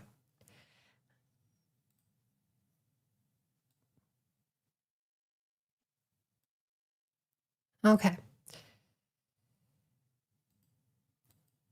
Hi, Brandy. I just finished watching the MSN Now segment claiming your Who Killed Charlie Kirk video, which was just released, is only the first in the series. Is that accurate? So I wanted to know, is it really just, is it a series, or, what's going on? Because in the MS Now piece, he called it a series. He alluded to the fact that she's doing some more reporting and has more episodes coming out.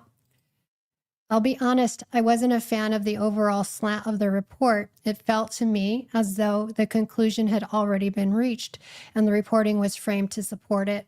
That said, there were parts of it that genuinely made me stop and think more deeply, and I appreciate anything that challenges me to examine my own views more carefully. I'd love to invite you here. Brandy and Elizabeth didn't know this. I'd love to invite you, Elizabeth and Brandy.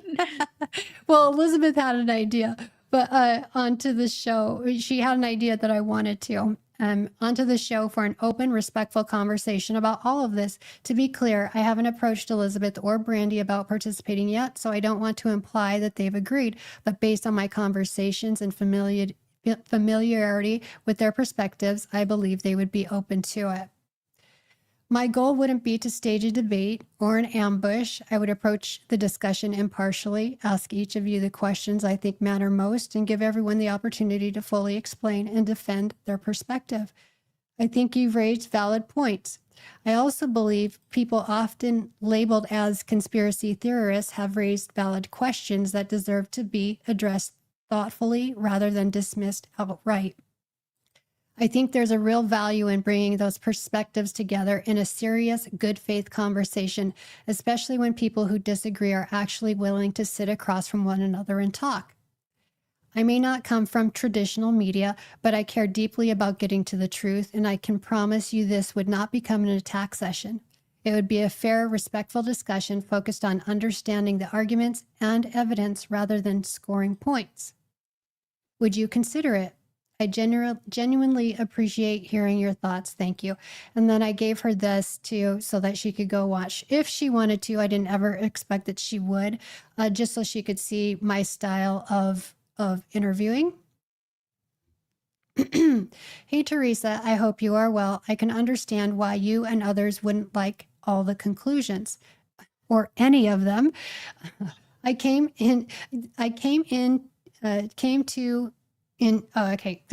conclusions I came to in my reporting. I did see your spicy tweets from over the weekend. I don't really do spaces with creators. It doesn't serve the interest of reporting, and believe it or not, I really don't want to make myself the story.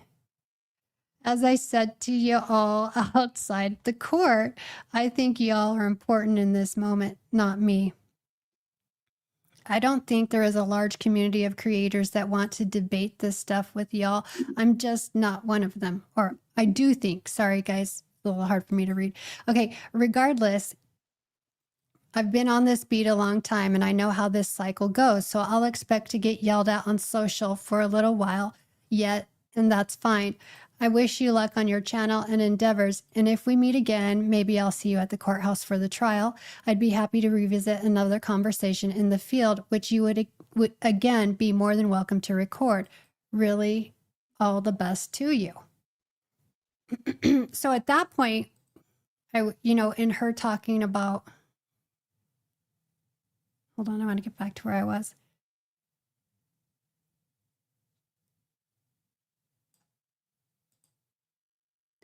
At that point, her talking about the news cycle and that it would pass, I was like, wow, okay, so she's just about the news cycle.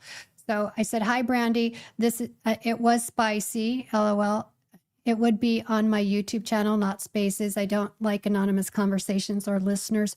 Regardless, anytime we put ourselves out there, we do become part of the story. That's the nature of the work, as your story demonstrates. One-way conversations get us nowhere. Yes, I agree. They do pass with the news cycle. But why are you in this business? Is it just for the news cycle? I hope you will consider it further. And she didn't answer. I actually was thinking she wouldn't answer. And so here was her reply today. I'm in this business to provide people with good information. I'm happy to talk about myself sitting with you outside the courtroom, and I'm okay with you posting it. I'd never say something to you that would be that I wouldn't feel comfortable posted on the internet, and don't begrudge you content. But we don't have the same goals. I don't need the engagement for my job. I don't get paid per click or per follower. And to be very honest, I don't want to contribute in any way to a network of creators that I think contributes to misleading the public and the targeting of innocent people.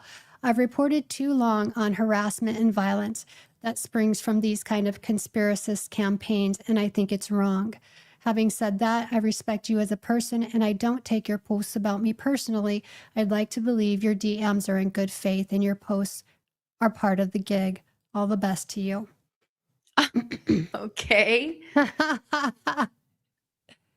One. Okay, may like be girl, you surprised. literally, Brandy with the Y, you literally come at all of us talking all nice.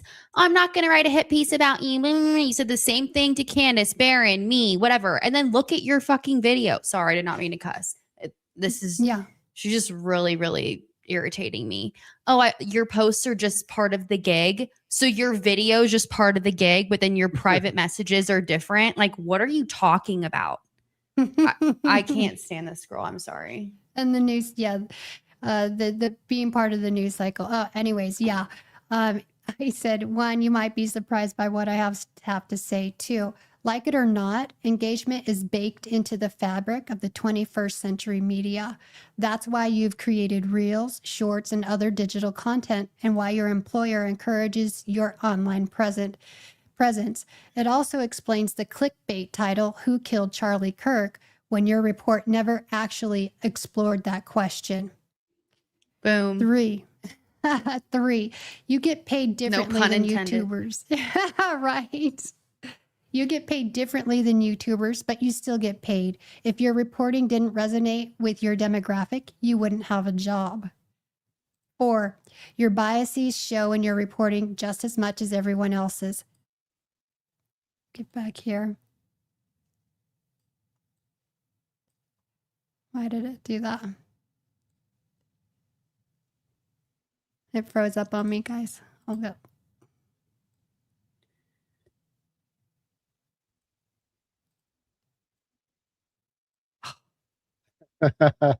Darn it. Technology. Yeah. Let's go, guys. Come on. All good. Your responses are great. I feel like I'm just going to ignore Thank these you. people now. It's like they all have one goal. Yeah. Your biases show in your reporting just as much as everyone else's. Your reports are framed and packaged around your own passions and beliefs. We believe differently, but ultimately we're each sharing what we believe to be an important message, regardless of the packaging. Let me pause this. I got to take these comments off of here. There we go. That's exactly why we do what we do.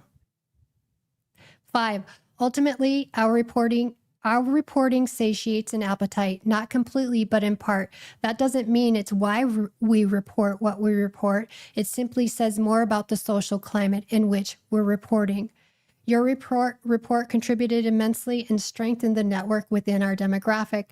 The goal is always to reach new audiences, even in your sphere, isn't it? My DMs are in good faith. I believe open exchange matters even when we see things differently. And then she didn't respond. And she didn't respond.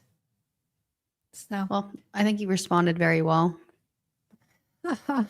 Thank you. You know, there were parts in what she said that did make me think. And I think, we're all better to, even though I fundamentally disagree with what she did, how she approached it, but there were certain aspects of it that did make me pause and think, and to be more responsible on my end and how I handle things and how I approach things with honesty and integrity and always truth. But, John, I think you're really, really good at that, and that you approach things in a very pragmatic way. I don't feel like you blow things up and exaggerate things. I think you just share your findings and your beliefs, and you don't make it you don't make it any bigger or exploit it in any type of way at all. And that part was good. The other part that made me think, guys, was the part where she had talked about Charlie Kirk, and that really I feel like she's mocking him and really saying, ha, look what you started. You started with these conspiracy theories. You're the one who did this. And now look at you. Look at what's happening to your wife and to your company, and look how they're suffering. So I feel like it was a really gotcha moment to Charlie Kirk, which is really surprising why TPUSA would bring her in like they did, because she really was in mocking Charlie Kirk and really saying, look what you started and look what you deserve. You know, pretty much I feel like that's what she's trying to imply is that he started this and now it's, you know, biting her in the ass. Yeah, like Yeah. objective thinking and debate is the poison to truth. Like, Yeah. you know, we have to have an imperialistic, like a monolith of truth from the top down that spreads what we are allowed to talk about, and we can't think for ourselves and have open debate about it. I mean, I think that was my favorite thing about Charlie is that he could take someone that had completely different beliefs than him and find a common ground and then build from that. And this approach is the exact opposite of that. It's taking the common ground and tearing it down by amplifying the differences and just, you know, putting a spotlight on where we think different and saying that's the poison of society is this thing there's different between me and you. In reality, like everyone's different. Like we have to embrace where we're different and really and give each other respect and what we believe and our point of view and weigh it honestly and don't put your own like slant or perspective like too heavy. Allow it to really just, you know, take your ego out of it, of what you believe and what you hold on to as truth, and just weigh them, you know, together and see. Like I've seen glimmers of Charlie having like be changed by the debate that he was having. Sometimes it would be a kid, but they would just have an experience in life or a bit of information that he didn't have before. And you could see when he took that information, he realized it was true. It changed him. Like he was different from that point forward. And that's really the gift that we have, like as society. Like you can learn from anybody. It doesn't have to be somebody from a higher class than you or more educated than you. Like I live around blue collar people that's worked their whole life and they've taught me so much. You just have to be willing to have an open mind and realize that everyone has a gift to give. And it may be at the moment you need it most and come from the most unsuspected places, but you have to be open to receive it. And it really takes, you know, judgment. You have to tamp it down and really just try to see the truth. Like God speaks through us all in really mysterious ways. You just have to be really receptive to it and open to it. And, you know, even like X, it's such a polarizing space, but there's so much good that can come from it too. You just have to be open to it. Yeah. Open to learn new information, open to even just consider it, just to let it roll around in your mind. Even if you end up dismissing it, taking the time to let it roll around in there so that you can come to a good conclusion. And actually, I think that builds confidence, that builds confidence in your own internal structure. Yeah. Understanding someone else's point of view makes your point of view stronger because then you understand in detail where you see their flaws. And so that helps you not to make their own flaws in your own logic. Because, you know, we all have flawed logic. Nobody's perfect. And so, you know, you can learn from someone's mistakes as much as you can learn from what they do correct. You just have to be really willing to dissect it. And like you said, let it kind of roll and resonate with you for a little while. It doesn't mean that you have to believe it, but you at least have to like give them the respect enough to try to understand it. Yeah. You know, I really came away with the impression of, you remember when Charlie died and there was people posting on the internet, they were cheering and laughing like, oh, he deserved it, you know, for his views and that. That's really what I came away feeling is basically what she's trying to get at is they kind of deserve this because it's what Charlie started.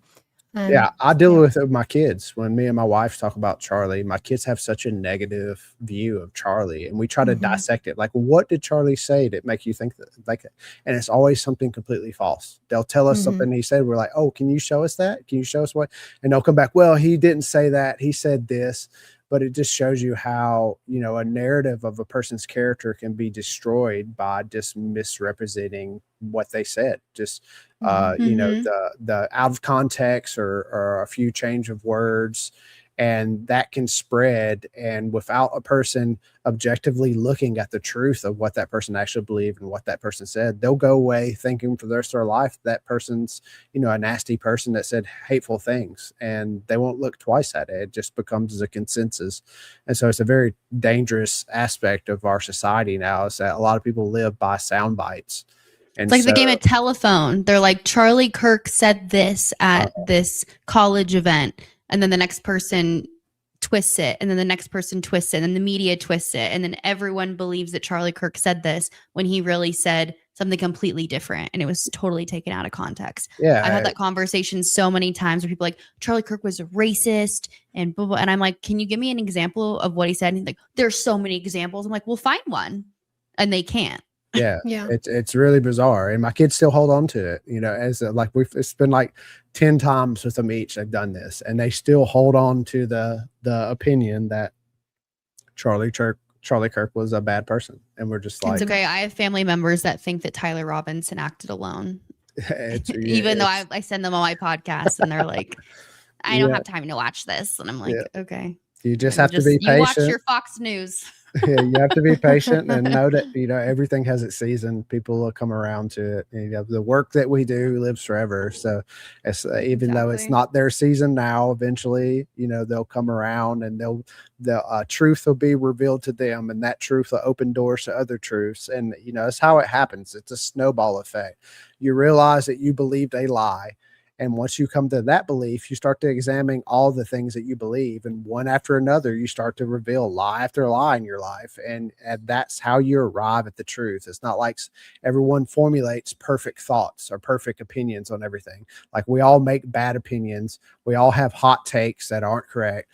It's just, you have to be willing to go back and correct yourself and admit that you were wrong, and take someone else's opinion, dissect that, and take the truth from that and formulate your own idea of what truth is, because it's just a really objective thing. It's hard in life to go through and really discern what is true or false, because there's just so much twisted knowledge now, that you just always have to be kind of cautious and always be aware that something that you believe could be wrong or false. It's just, we're all susceptible to it. So, you know, as soon as you start to think that you're high and mighty and everything you think is right, it's almost guaranteed that you're on the wrong path. Like, you're gonna have a hard, rude awakening at any moment, and it's gonna be tough. Yeah.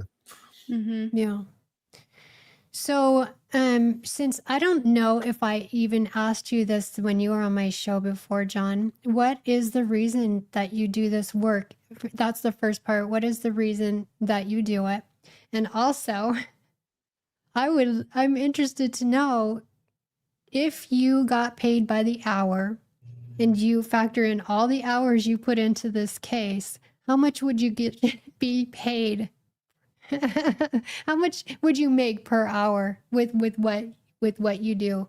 So, or lost money. I mean, as far as the why I do it, you know, it's really, it started as just an interest because it aligned with something I had general knowledge of. But then in that research, I ended up seeing a lot of Charlie's talks, and so he just started really speaking to me, and I started to respect him as a debater, as a father, and as a person in general. It's not to say that, you know, I believe I'm in agreement with everything that Charlie said, but the thing I liked about Charlie is that he was authentic, and I think that is probably the most important thing to be, especially when you're a public figure. It's something that's usually lost as soon as you start to get some fame. That's the first thing that's washed away from you.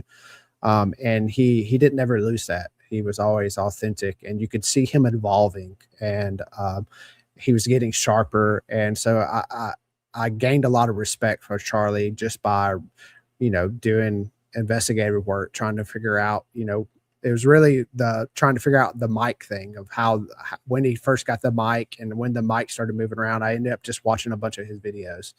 And so that, combined with my kids having this bizarre opinion about him that wasn't true, it made me have empathy for Tyler Robinson also, but not Tyler Robinson, his parents, his grandparents, because I could easily see my kids being trapped in this sort of thing too, where, you know, they think they're doing something innocent. They think that they're, you know, playing a part in their crowd, and that, you know, they're doing the right thing, and they could just be going to an event and not realizing that they're being set up for be the fall person. So, you know, it's something that really, it made me realize I had to be much more careful in the media I allow my children to consume, we homeschool our kids. Like they've never been to the doctor. It's such a controlled environment. But yeah, I started realizing that they have so many opinions that are completely outside of our sphere. So I realized that the shell that I thought I had, the insulation of the outside world,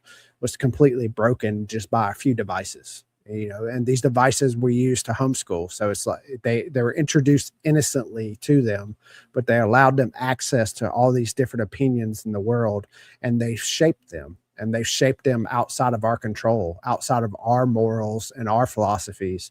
And I have no control over that. So it made me really feel vulnerable. And I realized that we're all dealing with this. Anybody that has a child in this modern world is going to be dealing with this. So it was really empathy for all parents, and empathy for Charlie as a parent. And now, his kids not having their father around, that really keeps me going. And, to see someone's child wrongly accused and punished for a crime they didn't commit, and at the same time children not to have a father because of his political views, basically, that's heartbreaking to me. So it's just something that if I have the ability to do something about it, I'm going to do everything I can about it. And as far as like hours go, I do consulting work. If I was charging the same rates that I do for my consulting work, which involves a lot of the same thing, right? I do a lot of research, and I do calculations, analysis, develop technologies, and script and code and means to process data. I usually charge $150 an hour for my consultant work. So it would be hundreds of thousands of dollars that I would have charged if I was getting paid to do this. And as far as lost money, that's all that energy that I spend on this is energy that I could be doing other projects, but I would rather do this than to do other projects. Like this has a much longer lasting effect than anything I could do in the fields that I work. So not that they're insignificant, but this affects everyone. I think that arriving at something close to the truth, even if it doesn't change the outcome, just the fact that we put this data out there and we make it apparent for anyone that has a interest in it, that they can arrive at the same truth that we all arrive at. That's a very powerful thing, and we're serving it as an example of how it can be done in the future. This is actually like crowdsourcing justice, where we don't just hand over the wheels of justice to the bureaucracy of the state to handle, and we just throw our fist up when we're frustrated about it. We take an active role in it, and we don't just sit back like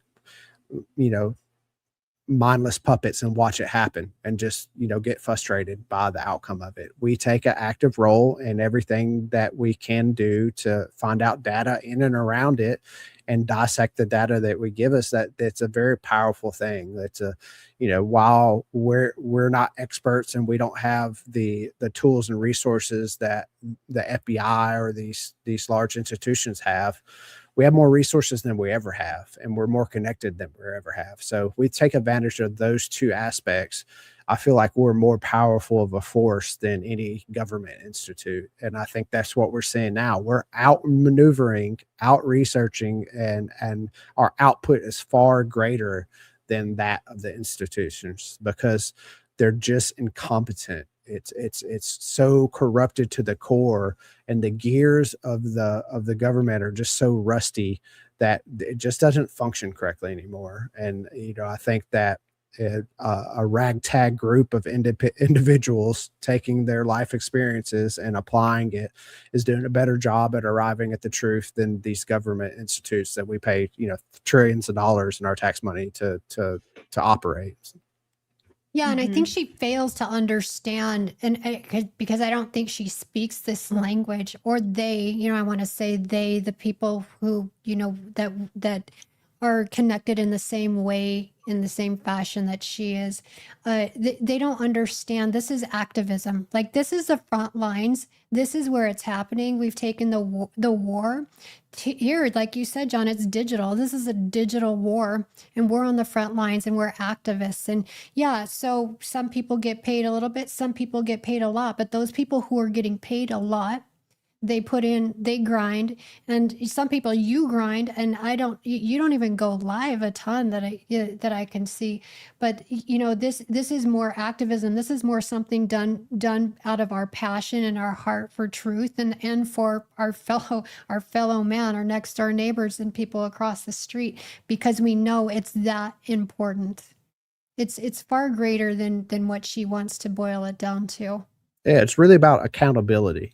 No one's Mhm. held the government accountable. My whole life has been one lie, one conspiracy, one, abuse of justice after another, and there's been no accountability, and I'm tired of it. I just want Yeah. accountability. I want people that do evil to be exposed. I don't want to see them punished. Mhm. I'm not out here for a vendetta.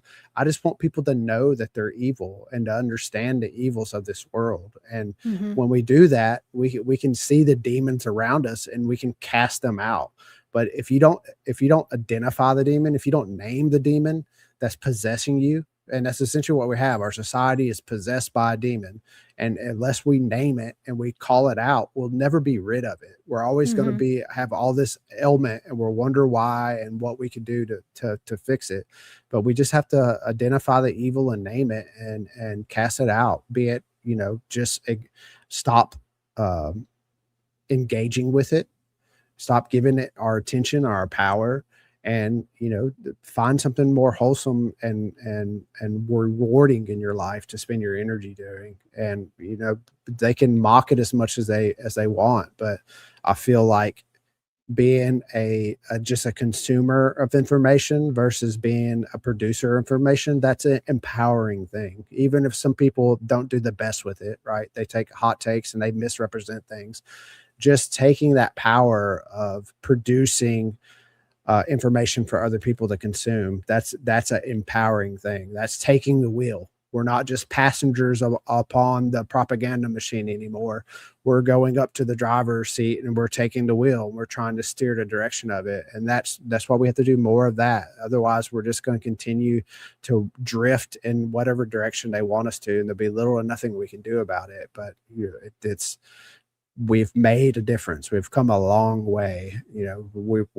We started with Alex Jones, and now we have Candace Owens. So like, if you weigh those two, it's a quite a lot different. There's a lot more positive effect that comes from Candace Owens' works than came from Alex Jones' works. Not talking down on Alex Jones, like, we had to start somewhere. But it's a different approach. It's more calculated.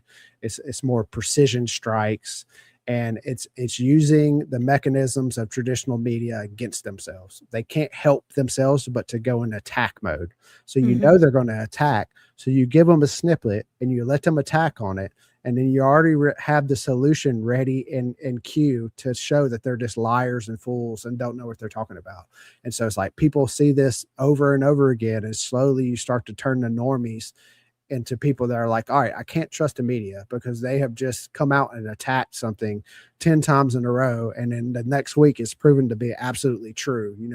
At some point you lose confidence in that person, and that's what we're seeing. Like, it's information warfare, and we have very keen and patient people with the right tools and the right people involved that are spacing this out, and we're using the tendencies of our media system against itself, and it's working perfectly. And I don't see how it's going to stop working, because they're ingrained in their ways. They can't change how they operate because it's such a big machine that it can't change direction very fast.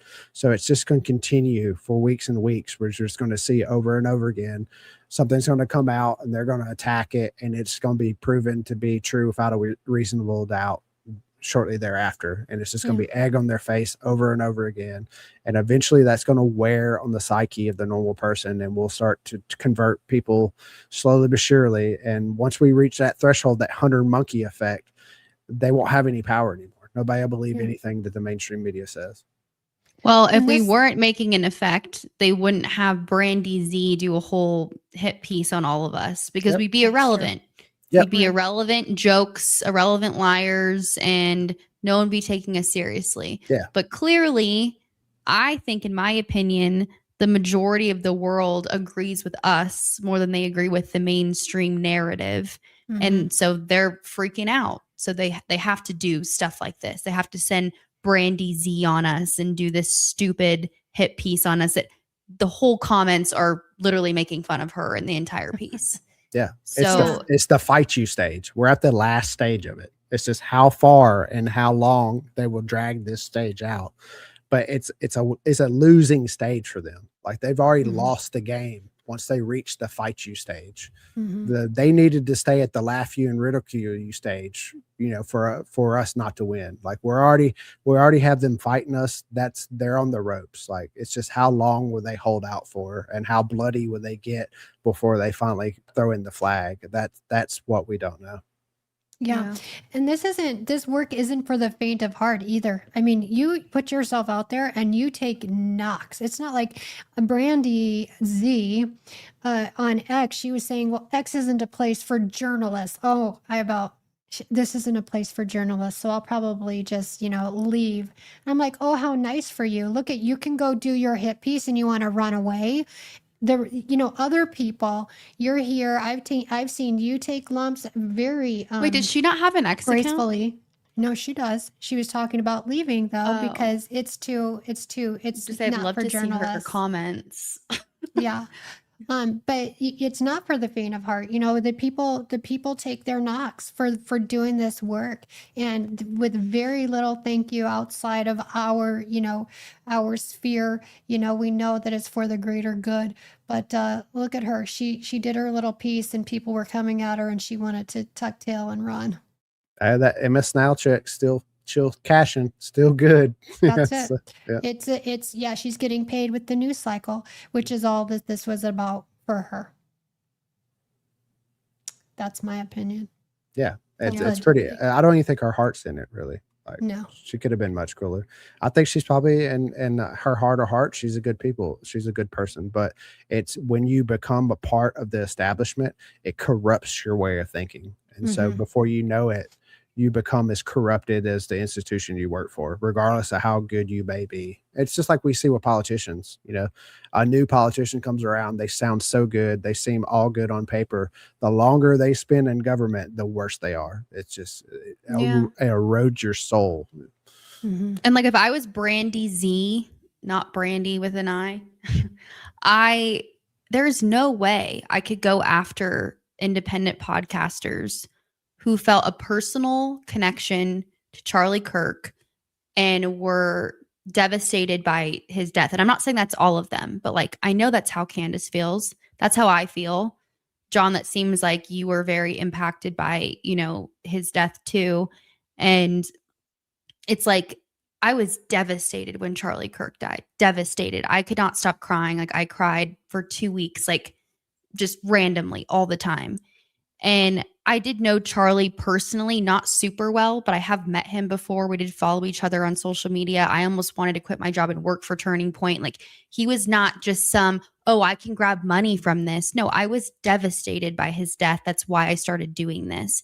And I cannot just be some reporter that just starts attacking these people online. And you don't even know their backstory. You don't know why they started doing this. And then you're just going to call them grifters. When you, Brandy with the Y, you're the one who has attacked Charlie, called him a conspiracy theorist, has attacked Turning Point in the past, allegedly, I believe so. You're a leftist. And then to go after people that actually cared about him and say that they're doing it for money, when you're literally getting money from doing exactly what you're doing right now. Like, it's just so disgusting to me. And that's the last thing I wanted to say about that. Yeah. Yeah, well, I appreciate you guys being here and talking about this. I appreciate everybody who came in to listen and to watch. Sorry that sound wasn't better. I do have transcripts. I'm thinking about posting those, but that's as good as I could get the sound. And also the Elizabeth Lane talking to her about the case and about, Martin Luther, or not JFK, But anyway, so I will go ahead and post that. But I appreciate you all being here to take a listen and being here, supporting your content creators, support John Bray, Brandy, and myself on all the socials, and keep sharing, keep talking, keep strong and keep supporting. And Well, thank you take for this having fight. us. Yeah. I appreciate it. Okay. Of course. Thanks, guys. Okay, but we'll see you Friday. Actually, are you going to be able to come on Friday? I don't know. So For the live stream, yeah, that's. I mean, I'll try to. Okay. Yeah. So Yeah. for the debate on Friday, I'll be doing a live stream watch party. So you guys can come here. Didi got a podcast that he thinks he can come in and join that too. We'll keep score. We'll see who won what. And, anybody else, if we're, thinking about joining, let me know. And we'll all meet. Could back just do like here a on big Friday. live stream. That'd be fun. But yeah, that would be amazing. Yeah. So we can chat in here. So I enjoy that. So yeah, if you guys want to show up on Friday, I don't know. Did she announce a time today? I don't remember hearing it. I don't think so yet, but yeah, we'll figure it out. I'll try to make it work because this sounds like a lot of fun. Awesome. Yeah, and John, thank you. I'm so glad that you were able to come and your internet cooperated at the last. Yeah, I'm glad my air conditioning came back on so I could sleep tonight. Yes, I need it cold. What temperature do you like to sleep at? It's preferably like 68, but Same.